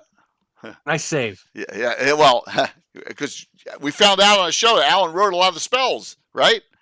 Inside those books. Did you do anything in Halifax? Because this is a great book. No, I was going to work on that, and then time didn't permit. To work on the shadow book they were doing. Yeah, this book is awesome, and I use a lot of this stuff. I created a lot, enhanced of necromancers and shadow mages with all the stuff from Scarred Lands, Relic and Rituals books, and yes, man, they're hitting me up hard on that button mistake there. But that's for me. That's for me my number one go-to. Yeah, they're great. It's great stuff. Great. All the Necromancer Games adventures too. All those. So, yep. All right. Who else? Okay, I got one. Go ahead. This is a biography of Ermengarde of Narbonne and the World of the Troubadours by Frederick Chayette. It's a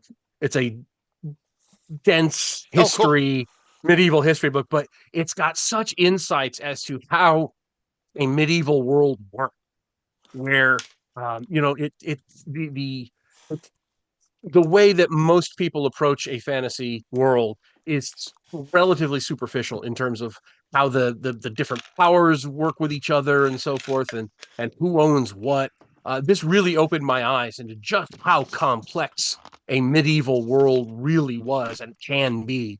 And I use this as the basis for so much of my things like treasures are, like deed to a certain percentage of the income of an inn, just all kinds of crazy detail stuff like that. So you get the PCs involved and invested in the world because they own little chunks of it all over the place, because they have, they find this deed to the proceeds from an orchard somewhere, that they're sharing with this temple, and that can, there's all kinds of nuance and flavor from that really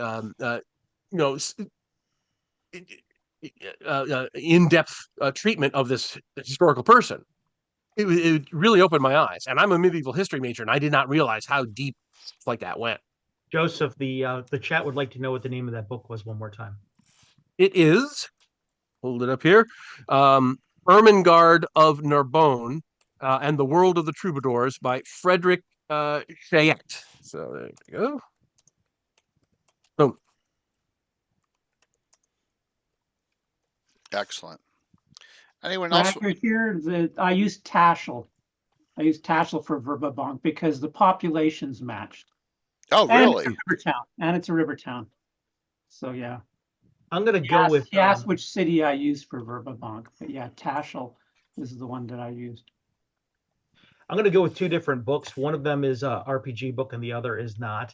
One of the things that's most inspirational for me, that I wouldn't call it unusual necessarily, but it's Middle-earth's role-playing's Treasures of Middle-earth. I love the way that addresses some of the... it's very inspirational for me as far as magic item design goes, particularly magic weapons.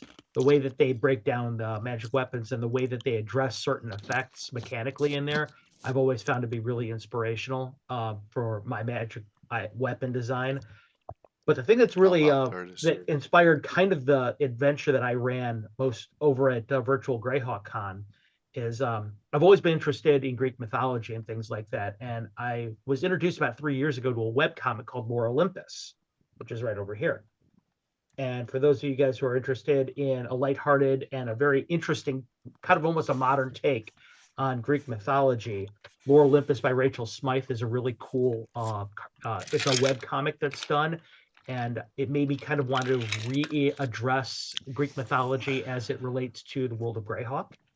And for those of you who don't know, my Lost Caverns of my module for Virtual Greyhawk Con was a takeoff of what happens in the glowing grotto of Lost Caverns when you're brought to the Centaur Canyon, which Gary says in that module is based set in a world based on Greek mythology. I used that and I married it with what Alan did in a module that I ran with him in Castle Greyhawk in at GaryCon, where he brought us into contact with the Greek mythos, and it's always it kind of was it became an interesting topic to me, and so I decided Lore Olympus was very inspirational for me in that. Fantastic. That was like that was horsing around, right? In the original, in Gary's original dungeon, he mentions it in the DM's guide. Yeah. Mm-hmm.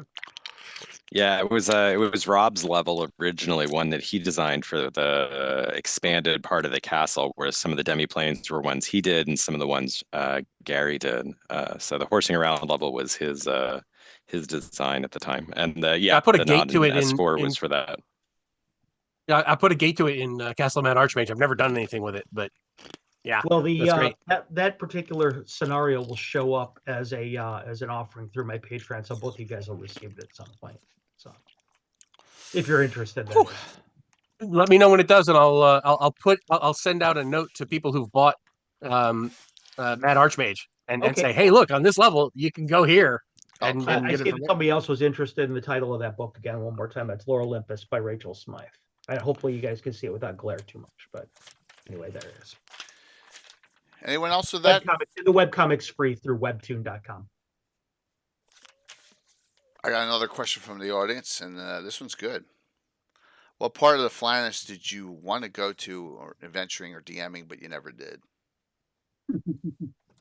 I think we're going to get a universal vote for Roxy's, probably. Yeah. Not me. No.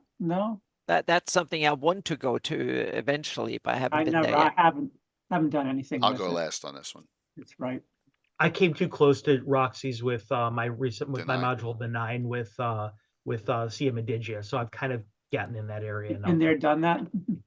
Yeah. Close enough is the answer on that. Yeah. So. One of these places that I want to do is Veil of the Mage.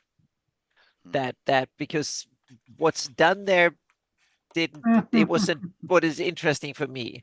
So I want to do something really cool because I love the place from a geographical standpoint. That valley kind of intrigues me to do it, and there's so much possibilities with it. So I want to do my version of Veil of the Mage, and I want to take my players there, and I want to make it into a kind of an elven horror adventure for elves. To scare the living bejesus out of elves. Yep. I always loved elves, but I realized that the Veil of the Mage, I have the chance to go back in history and really do scare the bejesus out of elves. Yeah. Like a folk horror movie. Yeah, exactly. Yeah. I want to tie it into stories, and now I always wanted to do it, but I always wanted to go there. I didn't know why. First it was just because it was geographically interesting. And then when the module came, it was like, and I read it and it was like, no, this is not what I want.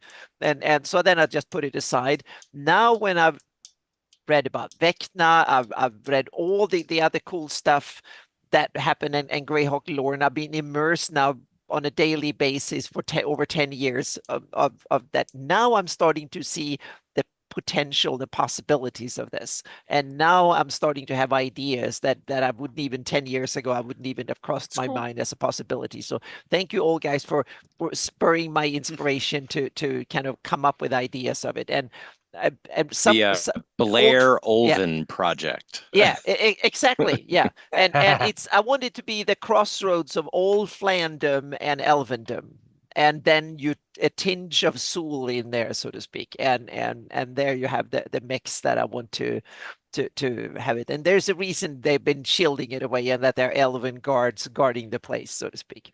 And I want to that those are the ideas. I don't know the details yet, but I'm working on it. So yeah. All right. It's cool. Anyone else want to give that one before I go? Moray Castle. I've never done Moray Castle.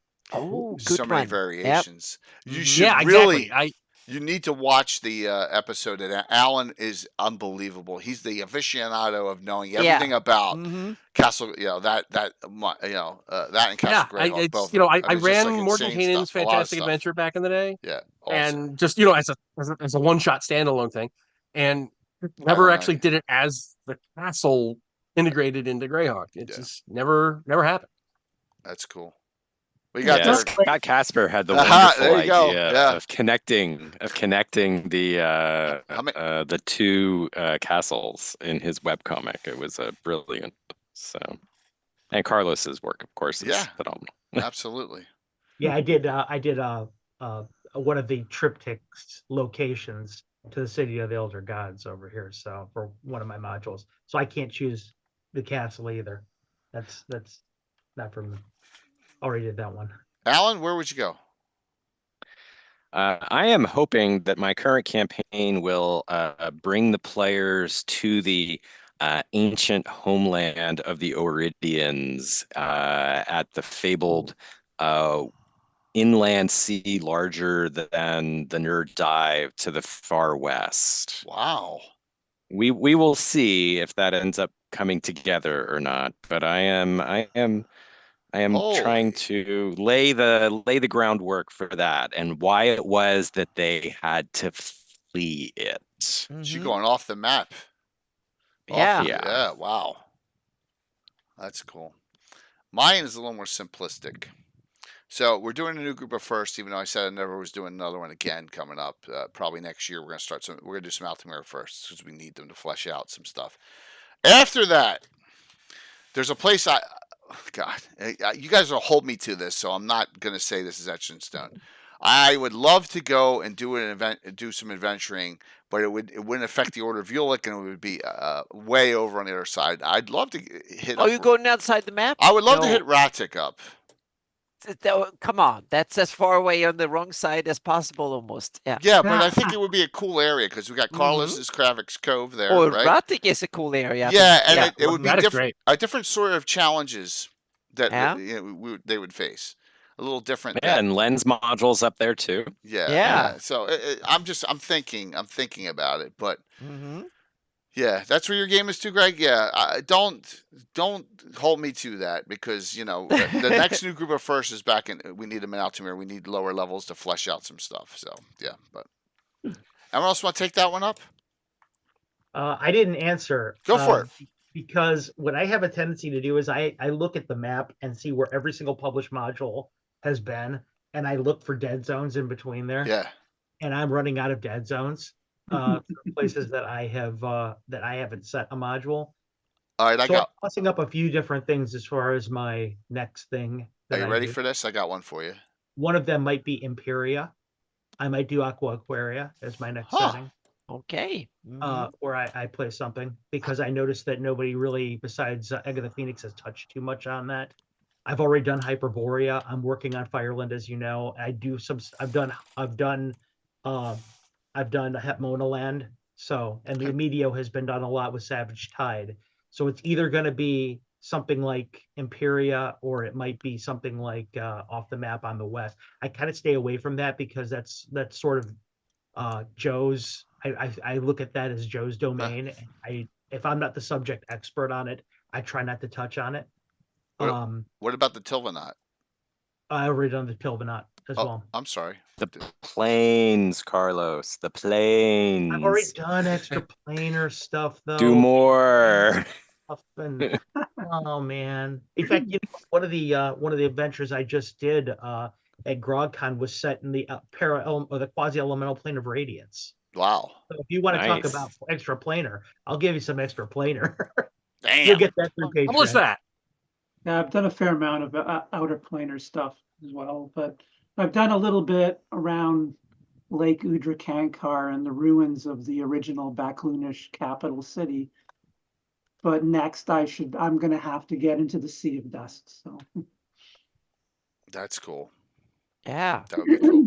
That would be really cool. That ties in very close to your Underdark areas too, right? You know, it's really close to it. So, huh. All right. So how about we go an extra half hour? Has anyone got a bolt? Nope. I'm good. All right. Sounds good. Did Sigil start in 3E? I guess. Because I don't know much about Sigil. It started with Planescape in second edition or there you late go. first. 2E. Yeah. There you go. I'm not a Planescape guy. Oh, Yeah. right, here we go. Oh, wow. Oh, look at that. Lady of Pain and Lego. Yeah. Wow. So is that part of the new figures? Yeah, it's the new set of a dozen Lego figurines. One of them is Tasha. Okay. I don't have that one yet. Well, great, because she's not been overdone. No, not at all. No, never heard of her. No. Speaking of, show us what's new on this site here on the City of Greyhawk there, Dennis. What do you got? What do you got new for us? I posted something new today. Oh, wow. If you scroll down past that map and then past that map. Right here? That section here. No, keep going. New area. Oh, this virtual tabletop maps? Yeah, so I did was I exported high resolution versions of each of the quarters. Oh, nice. So for people who would like to use the City of Greyhawk on their VTTs, these have no labels and they're high enough res that you can zoom in on it. So oh, that's great. It's as high res as I can go with my original map. So, and because it's such a massive file, it had to be broken up into quarters. Right. And I don't think with the maps I've loaded into Roll20, then they can't be super big. They can't be super big. You can't put the entire City of Greyhawk there and not expect it to start, gagging. Okay. So quarters maps for people to use.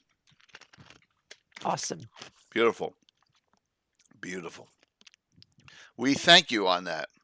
I said I switched over finally from the box set map to this Maldin map. So for my Greyhawk City adventuring, it just made sense. If you click on one of them, you'll see when I did that Sirens game. Let's see here. Let's go to Shacktown. Wow. If I right click and save it, what's it gonna? How many meg is it? 200? 150? Oh no, they're like less. They're under 2 meg. Oh, okay.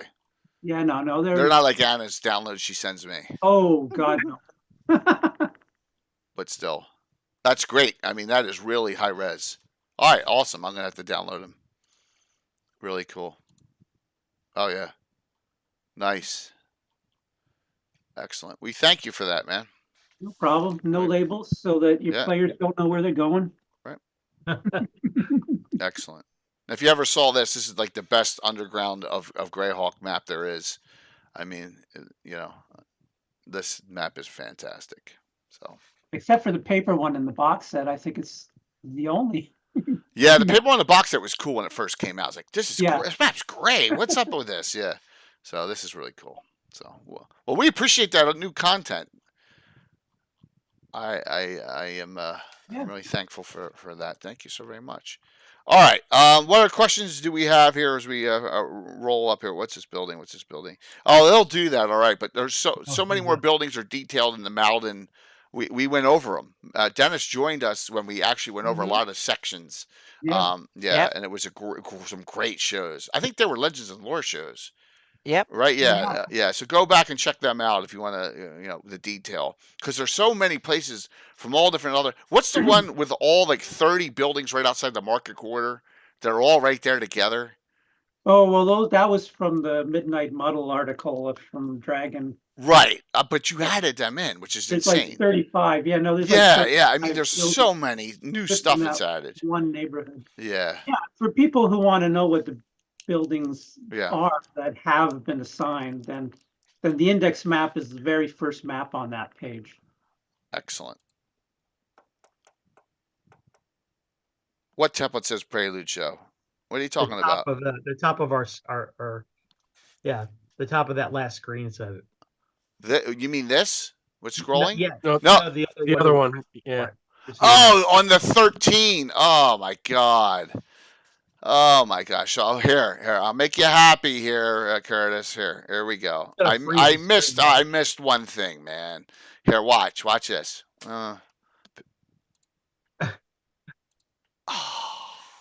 There you go. Oh my gosh. All right, you caught me. I missed something. Holy jeez. Yeah, rookie mistake. You know, I didn't have 6 streams this weekend or anything like that. No, wow. You know, here comes the wow head coming out. Any other questions? Come on, you gotta have 1 or 2 more. These questions are good. They're very general and they're yes. I would like to thank Roger more for interacting. Yep, absolutely. Roger is awesome. Roger is fantastic. So, Alan, I have a question for Alan Grow. Go for it. Alan, actually, yes, I'm going to open it up to the rest of the group after this, but it was really pointed at Alan first. All right, let's say that you were a player right now, okay? And I took you to a convention, and your favorite DM, nameless, whoever it is, your favorite DM out there was running a game. What would be the perfect game for you? What would it be set? Where would it be set in GREYHAWK? Would it be urban? Would it be dungeon? What would it be for you? Wow, good question.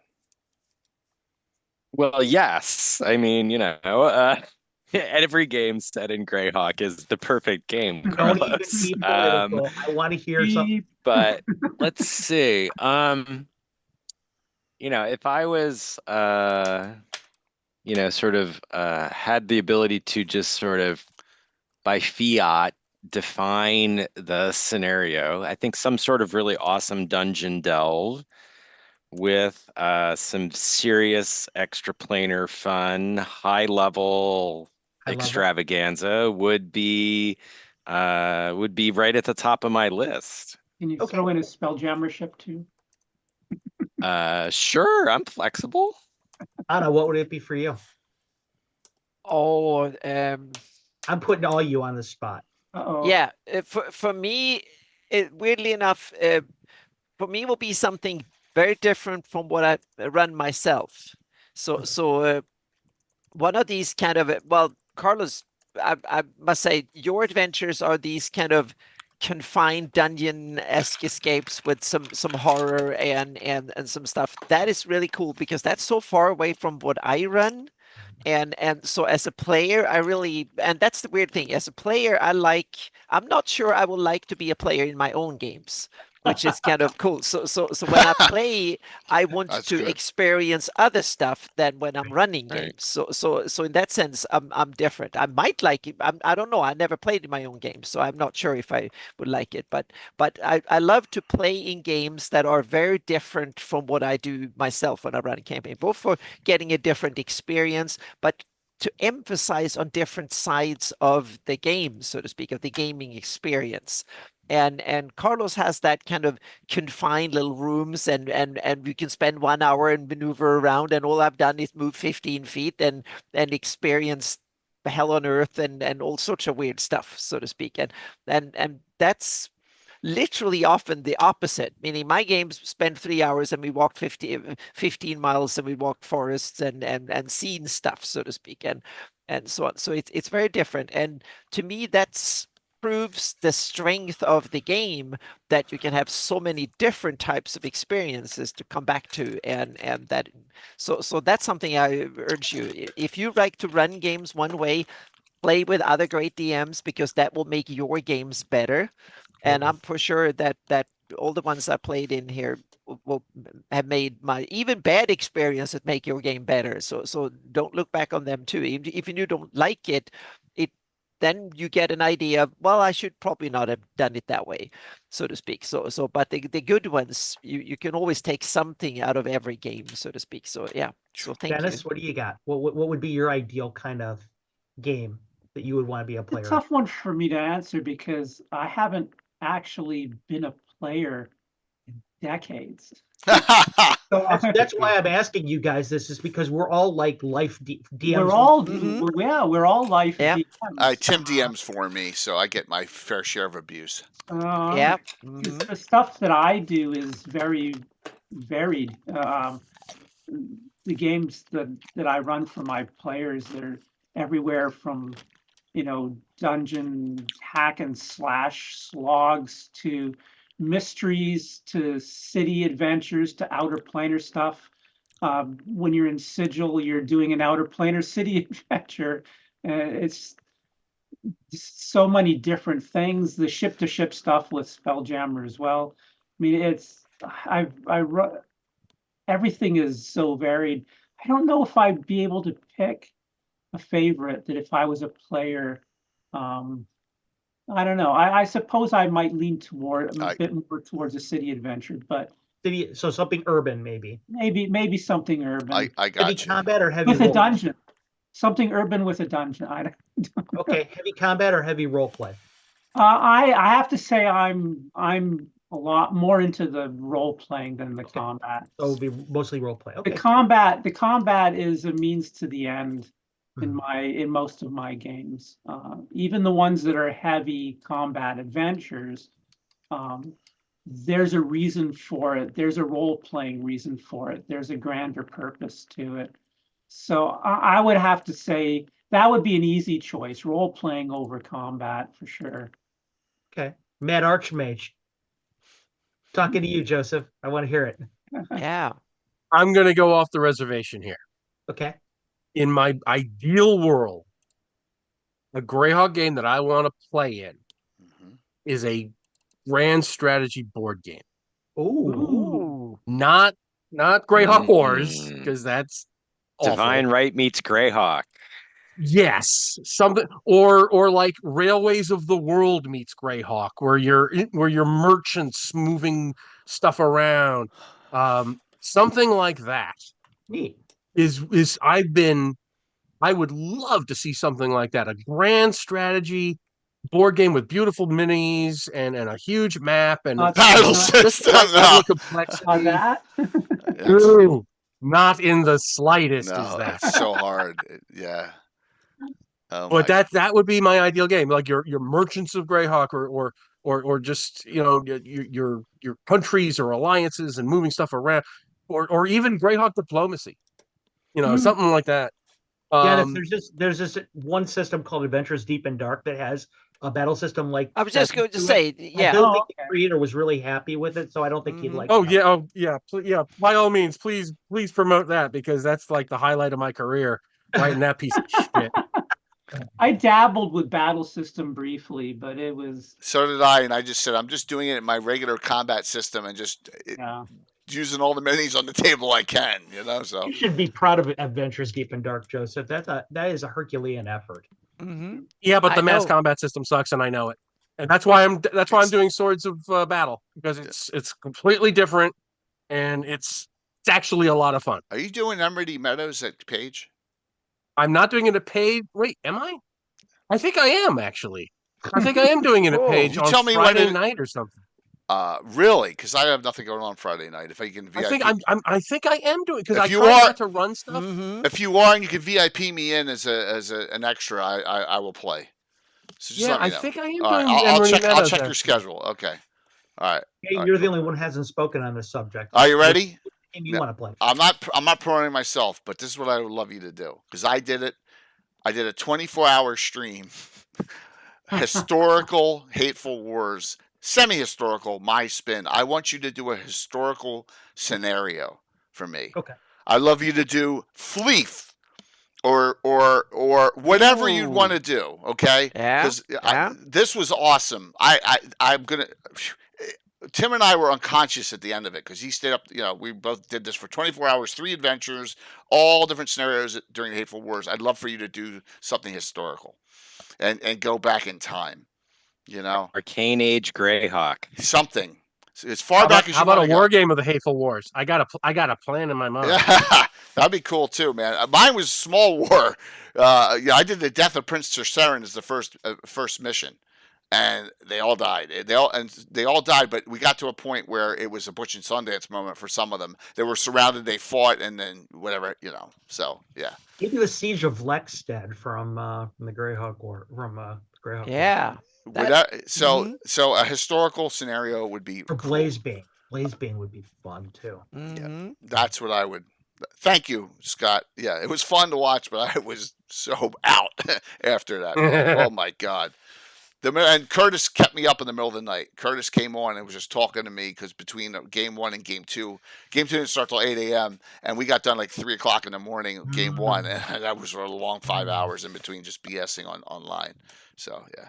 So I could have done that when I was in my 20s in college, because we would play D&D all night long until dawn, and then we would play Avalon Hill Civilization. Well, when you were in 20s, we do. Yeah, when I'm 22, it's easy to do that. Yep. Yeah, so now you do it once a year, and you suffer. Yeah, I'm gonna do it once a year, I think. And it got highlighted on the front page of Twitch. So the first scenario, we had like 2,000 people watching this, and it was so awesome. That made it. So, but after I did my week-long fundraiser for the Cheetah Conservation Fund several years ago, I swore off doing those marathons. I know, dude. It burns you out, man. So fried. Oh my god. Well, I remember the cheetah. Yeah, that was awesome. Yeah, that was a fun adventure.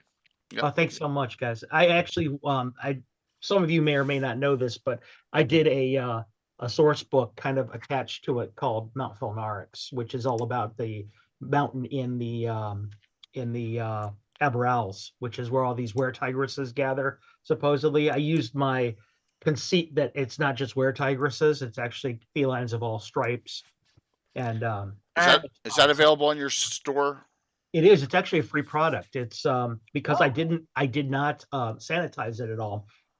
In keeping with Watsy's wishes about fan products, it's a free product. It's disseminated through my website and also through my Patreon for absolute. Buy something when you're on there, everyone. Besides that, so if you guys, in fact, I'll throw up a link for everybody to download it right now if you guys want. Oh yeah, definitely. What about hard copies? Hard copies. I'm not allowed to print hard copies. Oh, okay. I'm not allowed to print hard copies of it. Yeah, the fan content policy is a harsh mistress. It is. We've we've all existed with, at least me, for the last 6 years within it, and so far so good. Right? Well, Alan and I didn't really say anything about the drive-through. Thing from or at the beginning of the stream, but I mean that's having to sanitize stuff and to remove the things that you feel are important to the adventure. That's tough.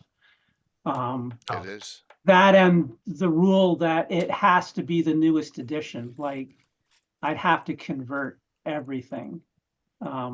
Or, and I'm just spitballing here. Go for it. You could just do it in whatever edition you want and say, I made a mistake. I that wrong. You don't want to be on the radar. Sorry. Do they not have that many hit dice?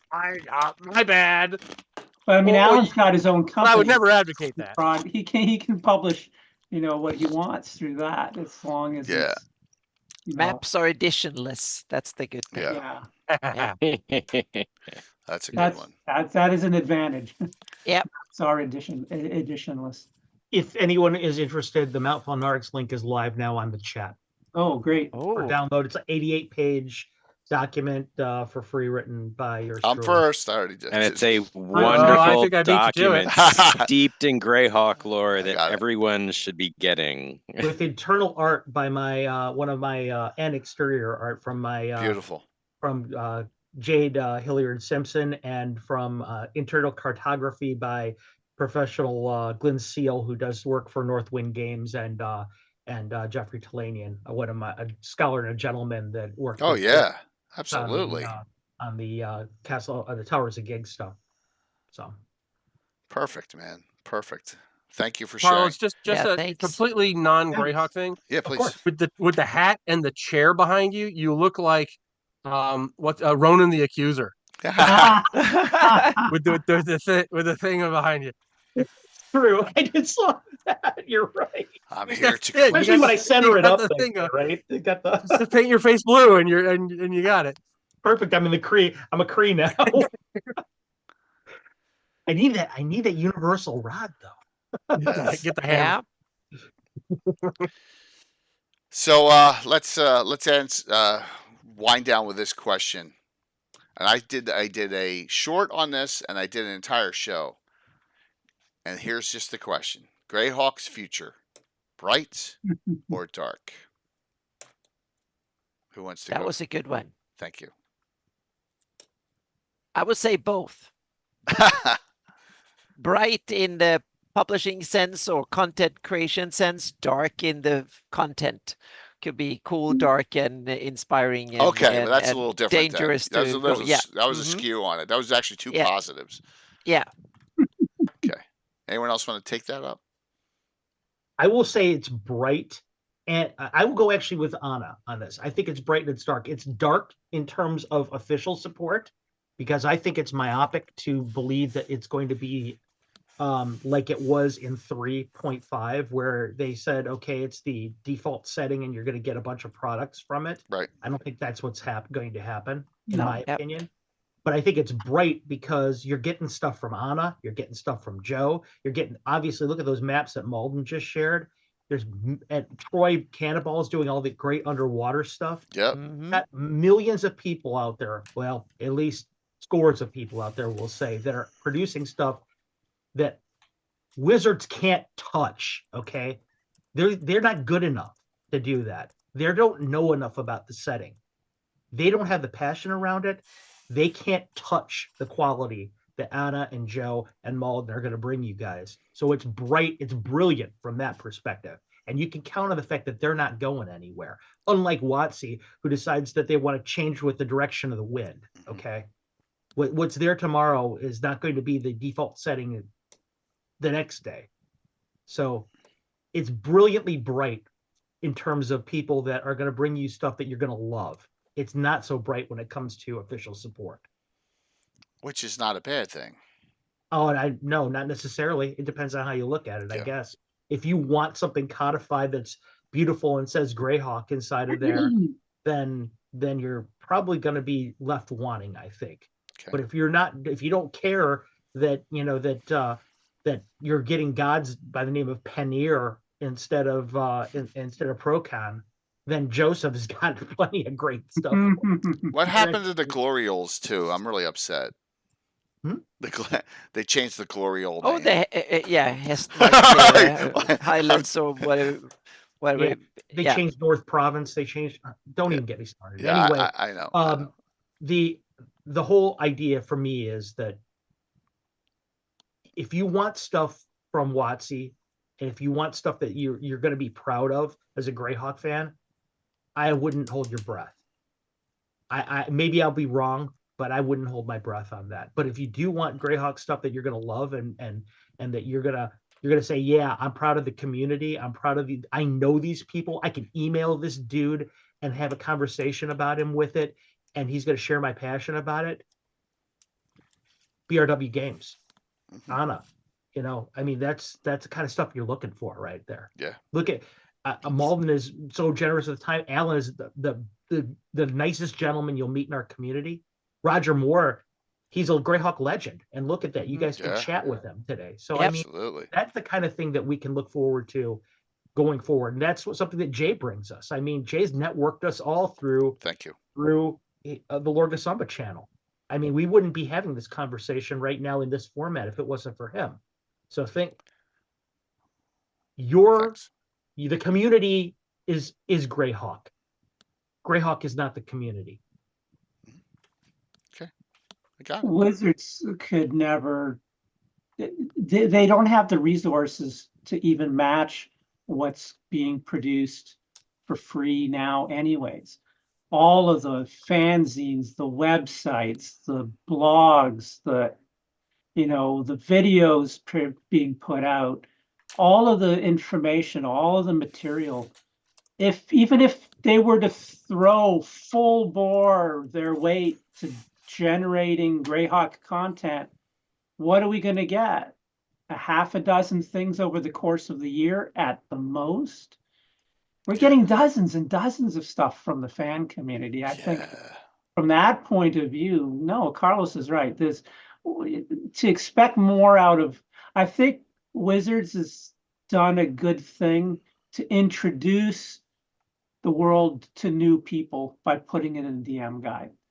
I don't think it's going to go much further than that, but that opens the door for people to find the tremendous amount of material that's out there that's being generated that they could never generate all of that stuff. Like it's impossible. Yeah, sometimes it's striking how much a billion-dollar company, how little they can accomplish at times when they set out. And with that budget, meaning, come on, if any of us were thrown that amount of money, we would probably be able to do more than produce encyclopedias. Yeah, meaning to me, I'm amazed sometimes at how much Hula Balula, meaning just the market department, has 100 times more resources than we have combined, and still you gotta pay those AI engineers in Seattle. Yeah, that's just it. They're spending all the money on the shareholders are expensive. $300 each. They're not too smart in their public. Well, I think they are smart, but the business requires a different approach, so to speak, and that's the needs, so to speak. The needs are different, but sometimes I'm surprising how little you get from so much effort. So I will say, watch that video on YouTube from the Dungeons and Dragons channel from them, and I was pleasantly surprised what they had to say about the GREYHAWK content in the Dungeon Master's Guide. And you know that I am on a level where I don't trust anything, right? That they say. I'm not very vocal on it, like a lot of those other. We know all the YouTubers that are blasting them, right? All the time, everything. I'm not going to blast them for this. It sounded actually decent. It sounded like, wow, this may make sense. And it's only going to bring people into our community, and that's what I'm excited about. So we can do what we can do because I can produce stuff, Anna can produce stuff, Carlos, all of us. You've got, maybe hundreds, maybe thousands of people are using it, and awesome. Before WotC produces something, they have to be sure that tens of thousands are going to use it, or it's not worthwhile for them. They can't. And we are the byproduct of that, of TSR not doing that during the second edition era, where they threw out all these splat books. And no one could afford them because you didn't have money for 30 different splat books. But now we have all that content. You know what I mean? I'm like, oh man, I love looking at those. But that was an effect of bringing out way too much content at the time. When you think about it, so You want my thought? Please, of course. I'm once more going to be divergent from the rest of the group, and I'm going to say it's dark. Okay. And the reason I say that is that yes, the fan community content is amazingly bright. It is, to coin a phrase, what was it? Points of light in the darkness. But the fact is, and I've got a whole video on this that I have not released because I was way too strident when I made it.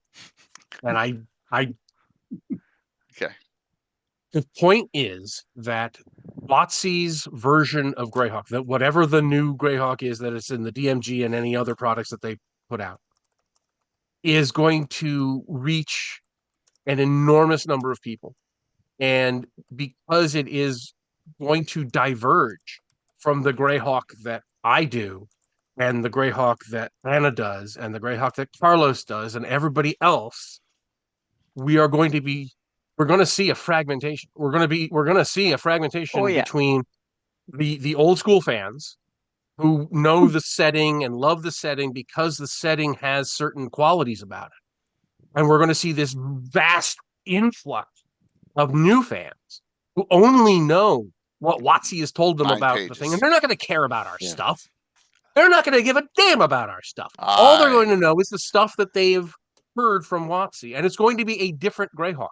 And you're going to see a bifurcation of the new WotC GREYHAWK fans and us. And we're going to look like we're Homo erectus. Well, we're going to look like we just fell out of a tree. They're not going to know our stuff. They're not going to be interested in our stuff because our stuff's not going to be on some VTT. Your new module that's set in North Province, they're going to be asking you, do you mean Erdiak? Which I'm okay with that. That's just semantics. Yeah. It's not semantics. That's the point. Yeah. They're going to see North Province and they're not going to know that that's GREYHAWK. Well, but the good thing is that I respect that. I in a way, I think both of you are right in the sense that a majority of them will not. But I think that if I would use the term hardcore or old core or whatever, the old school or something GREYHAWK, we will see an influx of people that are interested in what we're doing.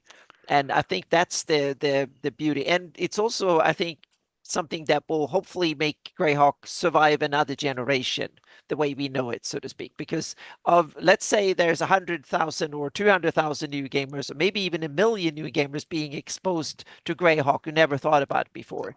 And let's say half of them, they will never look at even know or even care that anything else existed before. But I bet that there are a fair bit of gamers, of those gamers that are exposed to it, at least many thousands, hopefully, that will come back and say, okay, this comes from somewhere. This is the 50th year anniversary. What the heck have they done through the years?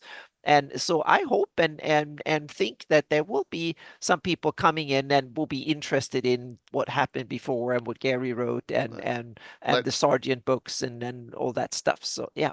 Let's go to Alan, who has been quiet on this.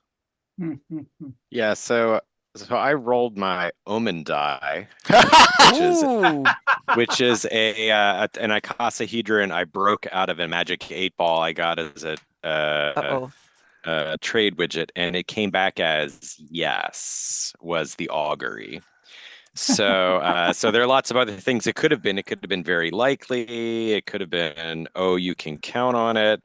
The stars say no, can't say now, etc., etc. But it came back yes. And I think to me, this, kind of both sides of the coin, I think Joe is probably spot on, and I think Anna is spot on. I think there's a lot of opportunity for us as a fan community to kind of fumble this.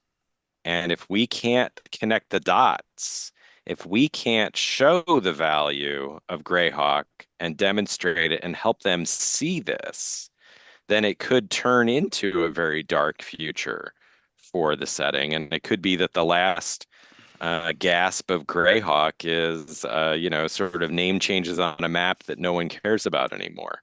Yeah.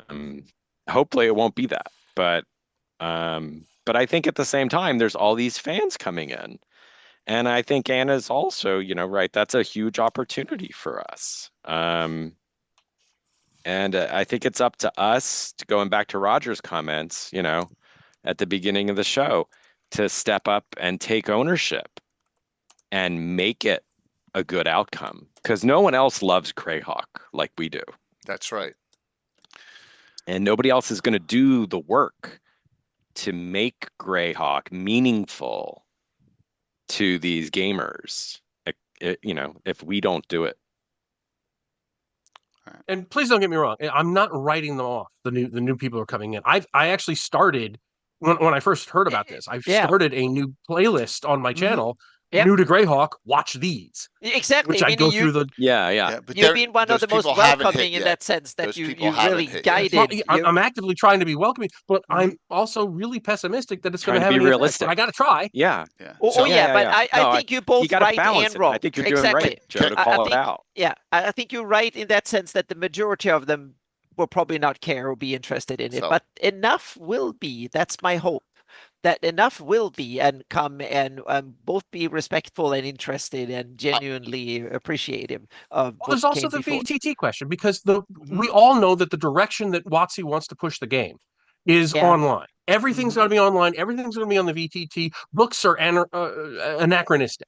we know that that's the direction they want, because that's what lets them do a subscription. But they're not getting rid of DM's Guild, so there's still going to be books. Oh, don't rule that out. Yeah, it's owned by a competitor, and I'm pretty sure that they don't want to get rid of it. I have pretty good information that they're not. Okay. Yeah, right? but not immediately. Yeah, exactly. I was going to say. What about 2026? I was going to say they will. My prediction. We'll my guess is that they will keep DM's Guild until they can have a better one themselves that they can get more profits out of. That's my prediction on it. All I know, Alan, is I rolled my own augury dice, and I've got a helm of comprehend languages, and so tell me what that says. I have the key for that over here. Hold on. So, you ready for I didn't get flame struck, though, at least, so I guess it must be good. I'm going to take an arrogant approach. So, I'm already in the top 20 of all viewer average in D&D channels on Twitch. And we got 122 to 125 people. If we double that, we get in a couple more people every week and get to 250. I guarantee you WotC will start noticing the community more. That is a no-brainer, because I know they got Mike Kelville's sniffing him, all the other ones that are up there. So first off, we need to be organized in a community. We need to do the right things. We all need to be welcoming to people. We need not to be fragmented, which is going to be a challenge. We all know about that with issues that are going on right now. But we need to do our best. Okay, to not be fragmented. We need to bring them into the right places, and then nurture them. I have done everything I can to get all these new younger streamers into my games and play old school D&D. And guess what? Every time I do, they love it. And GREYHAWK. I'm adding more and more and more every time. I got 2 new ones coming in 2 weeks. I'm trying to get streamers involved, younger streamers, into doing GREYHAWK content, because the more we have, the better. Combine that with the old school, and combine that with publications, and combine that with blogging, and combine that with everyone else doing their part, and not allowing, the ones that are the negative naysayers, the YouTubers, one begins with a T and ends with a N car, and all these other people that are just bad for the community, for any community, bashing. Professor DM, all of them. I'm tired of hearing their shit about how bad everything's going to be. Let's try and be positive with this. It's so frustrating to have to listen to that crap every week. And this goes back to what I was trying to suggest earlier, Jay, which is, what kind of a community or communities do we want to have as GREYHAWK fans? Agree 100%. We need to do more events. We need to do more outreach. I'm only one person, so I do this, the virtual GrowdCon, and I do the huge St. Jude fundraiser every February, right? Carlos, maybe Carlos does another one of his, but on a smaller scale, right? Whatever. We do a lot of. So here's another thing. What Troy did, I'm gonna shout you out in a good way. What Troy did last night on that developers group seminar, that needs to be on a live stream. That needs to be a live stream event instead. That way we reach a lot more people for it, right? We need to connect with we need to connect with crafters. We need to connect with other map makers. We need to connect with artists. I have actually even reached out to the DJ music industry. I got some of them playing. I'm trying to stretch out all beyond, because I know people love playing the game, but we want them to play GREYHAWK, right? I'm doing what I can. So let's all together figure out a way to bring more people into the community. So I know it sounds like it's Herculean, but I think we can do it. I'm excited for the first time in a while. I'm really excited about this book. I know, Joe, it's going to be hundreds of thousands are going to ignore us, right? What if we get 1,000 that don't? Then we're going to be outnumbered 100 to 1. They gotta, You asked, but Joe, but what if they go, I don't know anything about the North Province. What's its history? Man, look at this Of the Undying book. Yeah. But they're not going to know North Province. They're going to say, I don't know anything about Erdorak. Joe. And they're going to Google Erdorak, and they're not going to find anything. I'm going to tell you the same way. All I play is 5e. I don't know how to play 1e and 2e. Okay, let me teach you. Do you know how? And they're all repeat players now. I'm just giving that as an example. You can't. I know, no, and believe me, Yeah. I know I'm coming across as really a downer and pessimistic. I am pessimistic, but that doesn't mean I'm not going to try to do the outreach right, and try to bring them in. Yeah, I understand. And I think it's important to make sure we. Sorry, honest. Carlos, go ahead. Yeah, you're being honest. But Carlos, what if we brought 1,000 people into the community? Well, I'm not saying you're not. I'm just saying that Joe's point of view is valid. He's being honest. That's good. I like that. Revised folio. All new. Look. I got permission, Troy and Les and Will and Anna. Okay. Oh, sorry, named people. With this thing, it's Luke. This thing's with Luke Gygax. We're working on. It's a traveler's guide to Greyhawk in a certain area. All right, I'm just telling you. There's stuff going on behind the scenes. Okay. I talked to him last night. I said I knew this was going to come up. The positive or negatives of Greyhawk. Can I bring this up? So yeah. He said, yes, please. Let's get some excitement. You knew it was going to come up because you just brought it up. Well, you're the one who started that topic. Yes, but no, I talked to Luke saying, because you wanted to hear some stuff. You wanted to hear some positives, right? There's a positive. Okay. I'm just saying there's stuff going on for the positive. And I could tell you for a fact that this kind of talk behind the scenes has been going on for years and years. I can't say anything about specifics because I'm under an NDA. But I can tell you, this is not the first time that WotC has dangled that bit of cheese in front of the mouse hole. Okay. All right. That's fair enough. It's fair enough. And I'm going to say this, since you're under an NDA and can't talk about it, and I'm not, you got done dirty there, but that's another stuff. Yeah, while you're on there. Thank you. So guess what? Mr. Ed Greenwood always says, well, I'm not under an NDA, so I'll tell you everything I know all the time. So, all right. Well, to be seen in the future. How's that sound? Let's see what happens in 2025. Yes. Cautiously pessimistic. Yeah, that's the way to go. I mean, there's going to be some dark points. Of course, there will be. I want Ellen to have the last word. Ellen, you go for it. I was in the middle of talking to Joe. What were you going to say? Quiet, sitting in the dark there. I was just saying, I was agreeing with you that I thought it was important that Joe helps bring that kind of voice of reason and sort of a hard-edged, hard-eyed look to things to it, because I think that's the risk. You know, if we don't act and if we don't make the path to Greyhawk easy for these fans to understand. Agreed. To make the connections between the little bit that they know from the teaser in the DMG to all the deep lore that we all know, then it'll become irrelevant, and Greyhawk will fade and die, and it'll be gone, and that would suck. It would suck. So that's why Anna and I are starting a series of Legends and Lores that are entry-level Greyhawk once it comes out. That we're going to start doing intro stuff live. Joe, you're going to do yours on YouTube. Right? I've already got a bunch in the playlist, and there's more coming. And I've got 900 pages of 5e Greyhawk stuff for free on the blog. That's beautiful. That's beautiful. Yeah. Carlos has got his adventures. Dennis has got his website. We all update them and be welcoming to all these new people. I mean, that's what I would suggest. All of us, all of our Cannon Fire Discord, Cannon Fire website, Greyhawk events, all the visions. All Visions of Greyhawk and Grey Grimoire should have special Greyhawk revised, you know what I mean, editions. You know, I'm just spitballing.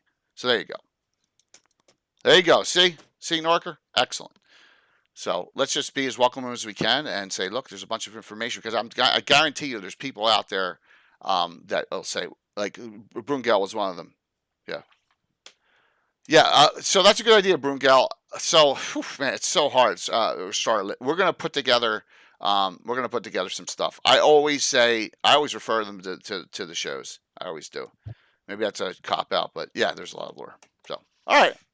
Hey, it's bright and dark, as you both said. Everyone said. So, I can live with that. Why don't we do some shout outs, everyone, what you got going on? And while we're doing that, I'm going to start doing the giveaways. Does that make sense? Awesome.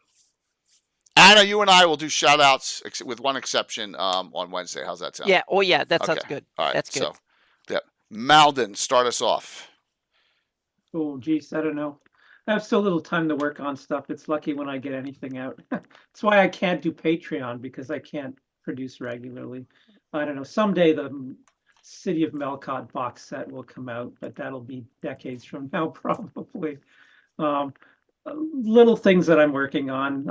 I'm in chat with Big Mac about some Spelljammer stuff as well. So nothing like spreading yourself too thin. But no, I'm just slowly plugging away and an update every once in a while. So I'll just sit in the background. Yeah. And so what show do you want? You want to do an Underdark show next? I know we were talking. Yeah. I think you were talking about an artifact show. Yeah, artifacts That first. will be Yeah, cool. artifacts. Yep. Yeah, Artifacts. absolutely. Okay. You want to do a high level campaigning thing? Yeah. We could Yeah, do I think that would be cool. I think that'd be Um, cool. So we'll work on that. Yeah, shows are easy because there's not much prep for it. Right, because we're aficionados of lore. Yeah. I do, by the way, have Timothy Brannon finally coming on in a couple weeks. That took 3 years. Is he doing something on witches? Yes, That's I what asked. I was gonna ask. I requested specifically witches for October. Perfect. Yeah, Perfect. absolutely. So yeah. Well, thanks for coming on, man. Every year, I really appreciate it. No problem. Yes. It's always a blast. It's always a blast, and hanging out with you guys. Hanging Oh, out. the pleasure's ours, believe me. Yes. Alan, what do you got to say in closing? So I want to plug a couple efforts that we kind of have underway. When we were talking a little bit earlier about projects and stuff, one of the questions you asked was sort of about, what are or maybe it came in from the chat, I forget. But what would be something that we could incorporate into GREYHAWK? And I've been leveraging quite a bit of Anthony Husso's works. Yeah, I had him on. He was great. So, and we had him on the show like in the last quarter or so. Yep. So Anthony unfortunately has had a couple sets of bad circumstances hit his family. He's announced this on his blog, but his wife was diagnosed with terminal brain cancer. Oh. And so they're dealing with that, and then he lost his job as well. Oh man. So we are putting together. I don't know if you guys remember back just before COVID, we put together a magazine in the Osric old school crowd called Saving Throw, which was support for Jim Kramer, who was the original layout designer for a book designer for Osric, as well as had his own publishing company, Usherwood Adventures. He's since passed, but the proceeds from Saving Throw zine #1, which was donated by members of the Osric and old school gaming communities, went to support him and his family, and still do today. So we're putting together a Saving Throw zine #2 for Anthony, and I am contributing a piece on how to use and set his works in GREYHAWK, specifically for that. There's a number of others that'll be kind of coming together for that over the course of the next month or so. So that's one piece I wanted to share with folks. And then the other was sort of the future bright, future dark kind of stuff. I think, although I'm not deeply plugged into the details of kind of what happened with Roger and why he left the community, but my hunch is that some of that might have been related to submissions with the Arwith Journal sitting for a long time. And one of the former editors, Mark Tizok, and I are helping Kit get OJ37 together. And the issue is, yeah, the issue was already mostly done from a editing and such point of view. There's one article that needs quite a bit more work we're kind of hashing through now, but OJ, the Arwith Journal, much like my quoting Lovecraft earlier, shall rise again. And there will be more issues coming in the future from that as well. So, Alan, in the chat right now, people are asking where they can find the Saving Throw zine. Yep. So Saving Throw zine #1 is up on Drive-Thru. If you search for Saving Throw and Jim Kramer, it's Kramer. Nice. You'll find the details about it. And then the second issue is not available yet. We're basically trying to wrap up content over the course of this month. And I will certainly share some more information about that as we're able to, as soon as we can on that front. Is that OS Journal, is that going to be in print as well or just PDF? PDF. I think that's still TBD, Joe. I think the intention is that it would be both. But I don't know exactly I know there's some, the OJ has transitioned between platforms for finances and stuff a bit. So I don't know exactly where all that sits, but our intention is basically to have a print-ready PDF like you would expect, and then we'll see where that goes from a financing point of view for everything. Cool. So those are the two that I wanted to mention. I think they're both basically community support projects in their own way. And I think they can, they just show the way the community comes together. Okay. In the ways we all do. So that's it for me. Thank you so very much for coming, Alan. Oh, sure. I wish I could have done more this year with the con, but next year. Real life gets in the way sometimes. Mm-hmm. Gary, we're looking forward to that new Visions with the Underdark. I really am excited about that. Really Alan, you're like I told said earlier, you're the one of the true gentlemen and scholars in our community, and just your being here, even for this chat, let alone running games, is always a pleasure. Well, thanks. Yep. Carlos, would you like to mention some stuff, please? Yeah, I'm doing my Patreon stuff, as you guys know. That's always chugging away. I just upcoming. I shared. I don't know if Jace got it at the ready or not, but I've got the new module is about ready to drop. The cover of which may or may not be familiar to some of you. It is an homage cover. It is the end of my slavers or flesh traders arc of modules. Finally brought it to its conclusion in A10. That'll be out for Patreons here next month, and it will be the month afterwards will be out there for the general public to see. Here you go. And here's the cover of it. Crescendo and Coda. Crescendo and Coda. Some of you guys may recognize the homage it is. It's to A3 Assault on the Area of Slave Lords. You'll notice the characters are all different because in my version of the Slave Lords, Slippery Keta, aka Sly Kata, has taken control of the group. And that's why she's front and center right there. You see some of the other slavers on the back there, the back cover, which I didn't provide Jay. There are still more of the surviving flesh traders, aka slave lords. So you guys will be seeing that.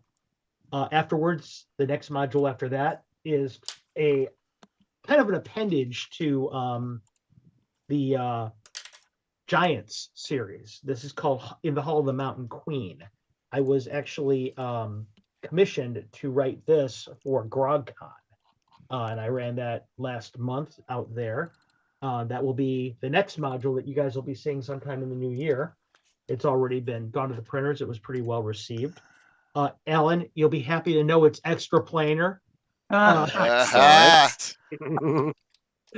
And see, besides that, I'm getting ready to start breaking ground, mentally getting myself ready for the new module that's to come after that. For those of you guys who are on my Patreon, I'm going to have a poll up there pretty soon to help determine the direction that module will go in. Primarily, is it going to be a module or is it going to be a source book? I don't know if you guys are interested in maybe having a source book from me, much like Felnarix was, or if you guys wouldn't get as much use out of that, because the whole idea of the Patreon is to bring everybody the most value I can to the community, give you guys useful products and things that can help source book. or give you. Yeah, that's what I was thinking. But I vote Sourcebook, and I'm on the Patreon, and I will vote Sourcebook. Awesome. Me Thank too. you. Yeah. If everybody wants Sourcebook, then that's what I'll Sourcebook. get. I was my wife and I were talking about the other night, and I was like, man, I don't know. I've got these guys kind of expecting it modules and things like that. I wonder if maybe that wouldn't be well received, but just anecdotally right here, I mean, that's good to hear that there's some thirst for that. So anyway, that's the kind of thing that'll be going forward from me. So you got 2 modules coming that I know are actually in print and in my hot little hands, and I've got the source book coming, and then there's the normal Patreon stuff. On top of that, I may or may not be. I think Big Mac has told me that one of my adventures is going to be appearing in the Spelljammer zine. Oh, cool. Which is called Stargazing. It is not extraplanar, Alan, but it does end up on one of Earth's moons. And a fine adventure it is. Oh, that's right. That's right. I think you know a little bit about that. But anyway, that's what's going on with me. So I've got a lot of irons in the fire as usual going on, and hopefully you guys dig it, and or at least that if you do not dig it, you won't throw rotten meat and vegetables. Excellent. Thanks for coming on, Carlos. Really appreciate it. It's my pleasure as usual, and thank you again. I'm humbled. Sure. Joe. Okay. Let's see. I've got the regular videos on the YouTube channel, GREYHAWK Grognard. Every Thursday, I do a GREYHAWK lore video. Every Sunday, I drop a short, which is a GREYHAWK adventure hook. And occasionally on Mondays or Tuesdays, I'll drop an old school RPG gaming rule kind of thing. Then for BRW Games, the next thing's coming out. I've got the 2 core rule books for Adventures Dark and Deep. The Kickstarter books are going to be coming out. The PDFs are going out tomorrow, and that means that the print books will not be far behind.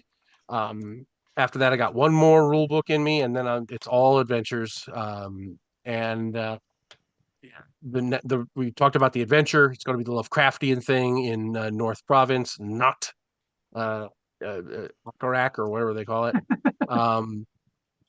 Erdarak. And I've also got my goal for 2025 is I'm going to be doing the Celestial Imperium as a free download as part of my Dragon magazine series. So it'll have the same thing I did with the Backlunish lands and Zahindia.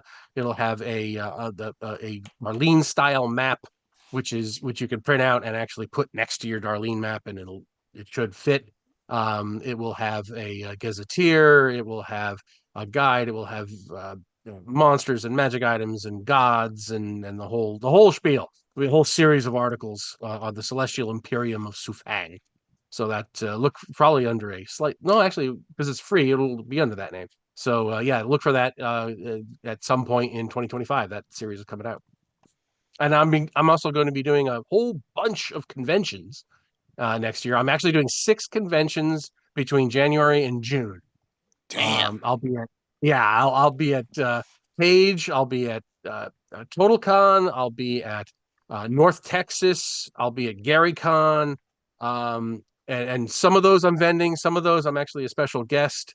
So I'll be running games all weekend long, which I'm actually trying to do more of.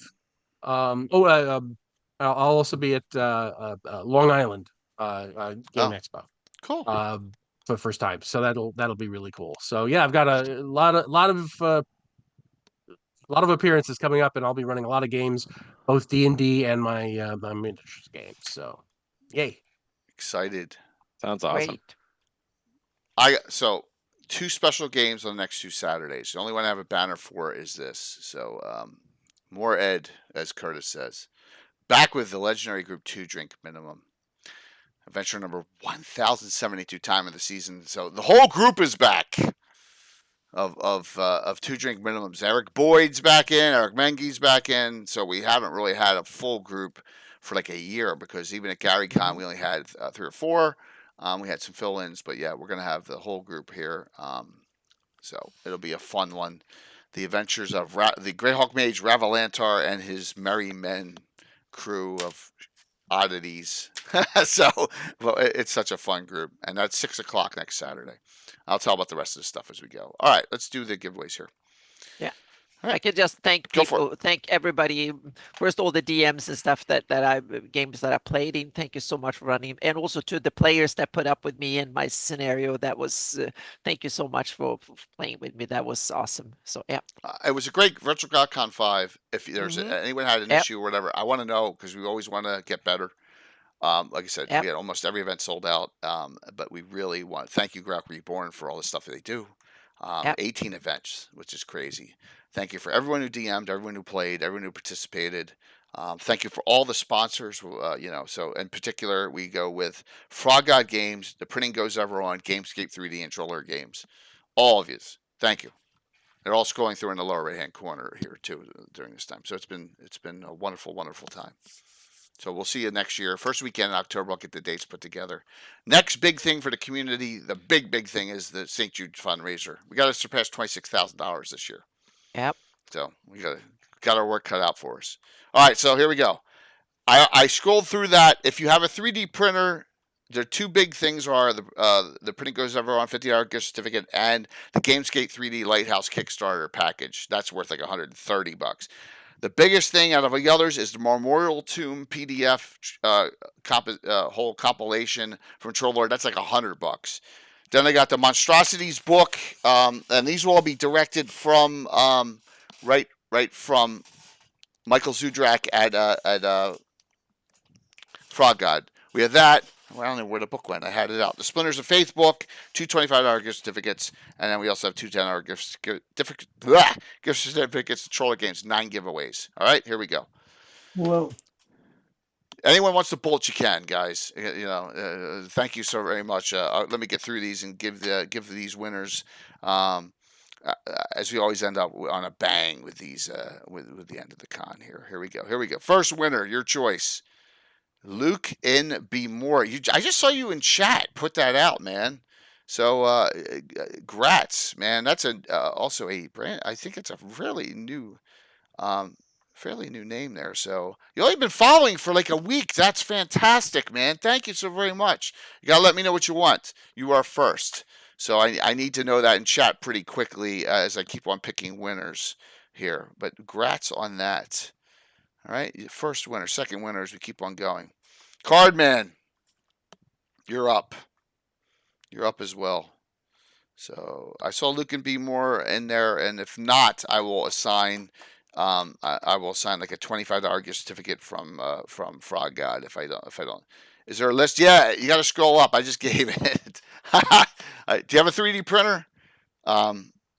A book, the Monstrosities book is awesome from Frog God. I would get that. It is fantastic. It's going to be a hardback book, and it's going to be directly shipped from Frog God. That's what I would get. Cardman, how about you? Is he on? Cardman, what do you want? You got to tell me. You got to tell me. All right, so there you go, Monstrosities. So Luke and B. Moore, I need your full name and address in Twitch Whisper, please. And thank you for being a new follower. Not sure. All right. Well, I'm going to keep going. I'm going to keep on. I'm going to keep going. I have to. Pat 66. Pat 66. You're up. Happy for anything? Do you have the Memorial Tomb card, man? I mean, if you don't want if you don't have a 3D printer, the Memorial Tomb is the one to get for you. So, yep. All right. No to the Memorial. You don't have it, or no, you don't want it. You tell me. All right, there you go. Got it. All right, the next Pat 66. Pat is probably off because Pat normally has to log for work early. So yeah, I don't see Pat on. I'm going to give Pat a $10 gift certificate to Troller Games because some people can't stay long. All right, next winner, and I understand that. I'm not going to hammer them. Keith Jr. 42, you're up. Keith Jr. 42, you are up.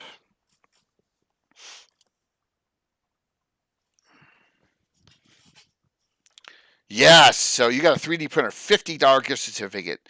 to the printing goes ever on. And Keith, I will give that to you. I have the code already. I may not get to it till tomorrow morning, but you will get that very quickly, that $50 code. Because what a great company that printing goes ever on. They're in Poland, and man, the minis that they bring out is and the dungeon dressing is so awesome. I was so glad to bring them on as a sponsor like a couple months ago. They are fantastic, fantastic company. Max is a great guy. Next winner, Justinius Greg. Grats, dude. Grats. That's a man right there. There's a man. Yeah. So thank you. Greg came from Florida and from the con, right, and then joined the community, and he's been a pleasure ever since. What's left? Splinters of Faith, two $25 Frog Gods, a $10 Troller Game, and the Lighthouse STL from Gamescape 3D, which is the most valuable thing out of all of them. So, but you gotta have a 3D printer.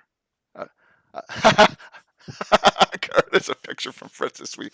If you missed the joust, watch the first hour with Curtis on. It's freaking hysterical. It is freaking hysterical. Splinters of Faith, got it. I got your address, Justinius. I will have Michael Zudrak send that to you directly next winter. We still have 4 things left. One of them is a 3D printer only person. Next, is that Doc Shoulder? How many people have 3D printers these days? No, about 10% of my viewers. Yeah. Well, Yeah. that's a fairly large number. It is. It is. What did that say, Doc? Doc. Doc, what do you got? Frog Guy coupon, you got it. $25, Doc. $25 is nothing to sneeze at from them. And Michael was in my house playing in the joust, and he lives not far from me. Alan, he lived not far from you either. I mean, right? Right. Michael's a great guy, and I'm glad he works for Frog God now. Next winner. I can't see it cuts it off on the thing here. So, wow, that's Sadness. Let's see if that Sadness is on still. That Sadness, what would you like?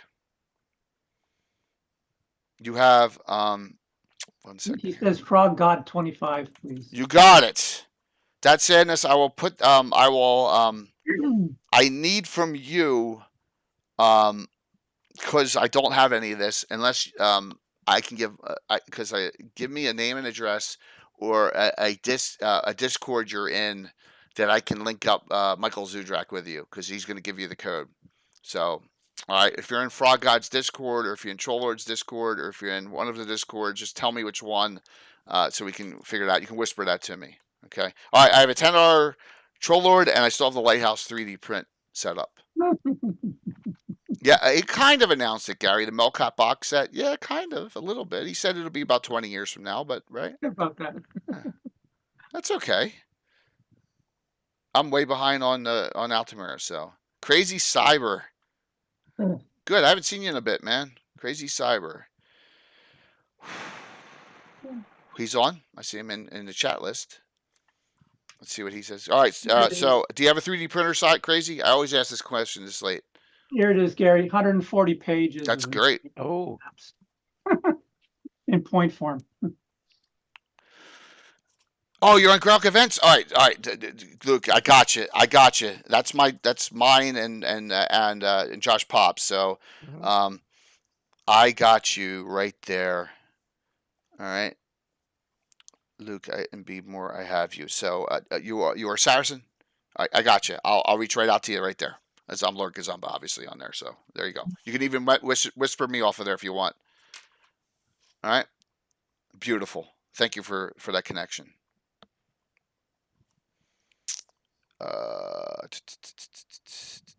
What is who did Crazy? Do you have it? Crazy? Do you have a 3D printer? I'm asking. Before I draw on one more, because I got one gift certificate in 3D. I always forget because Thursday night comes and they all stick around, and normally it's Cardman or it's Phantom NJ or it's Armin usually wins it. So yeah, Crazy Cyber, you got to tell me. All right, I'm gonna draw one more. Is that Antiquitous? Crazy Cyber, you're gonna get the Lighthouse. Do you have, as long as you don't have the Gamescape 3D Lighthouse set? That's what you get. All right. It's the value's like 140 on that, man. So yeah. All right, you got it. Alex, you're last. You get the $10 gift certificate Troller Games. I will get that right out to you. And when I mean right out to you, probably tomorrow, because I'm gonna watch the end of the football game and some baseball. I need to shh down a bit here, right? I just do. You know, it's been a long week because my voice is. You know how much talking I do in the joust? It's insane. I didn't even realize it. So my voice is almost gone. So thank you all for such a look at 130 people. Thank you so very much. We're gonna raid the Darling now as we normally do on Sundays. Sound good? Awesome. Sounds great. I want everyone to keep the faith. Good times, bad times are coming. But let's keep this rolling. So next year, when we're on the show, we have 250 people next year. Or Joe, you have 20,000 people on your YouTube instead of what you got now. You know what I'm saying? I'm closing in on 10,000. I know, it's great, man. There you go. I just passed 11.7 here on Twitch, so it's awesome. We all have room to grow. Let's find the right people, welcome them in, and have fun with it. So, all right, we'll see you all. See you all Wednesday night for Legends and Lore. We don't even know what the topic is. I'll work on that tomorrow. And then a game Thursday, and then a game Saturday. So we'll see you then. And everyone, enjoy. Keep the faith. Thank you all for such a great con this year. Really appreciate it. Bye, everyone. Thank you. Thank you, Stefan. Night Thank you all. Really appreciate all the support. Without the audience out here, all of us were nothing. Without people participating in the con, it means so much. So let's go in with. Let's go in with like 120 into Darling. That would be so freaking awesome, man. Getting it around that size. And say congrats on her winning second place. And Bones is on there, the winner. So the first and second place are on there in their game. So they already got 39. So if we hop this up, man, they're going to get almost 160. Oh, yeah, look at this. Oh, that's awesome. 107. 5, 4, 3, 2, 1. See you soon. No, that's a great number. Huge. Oh, wow. 108. That's good.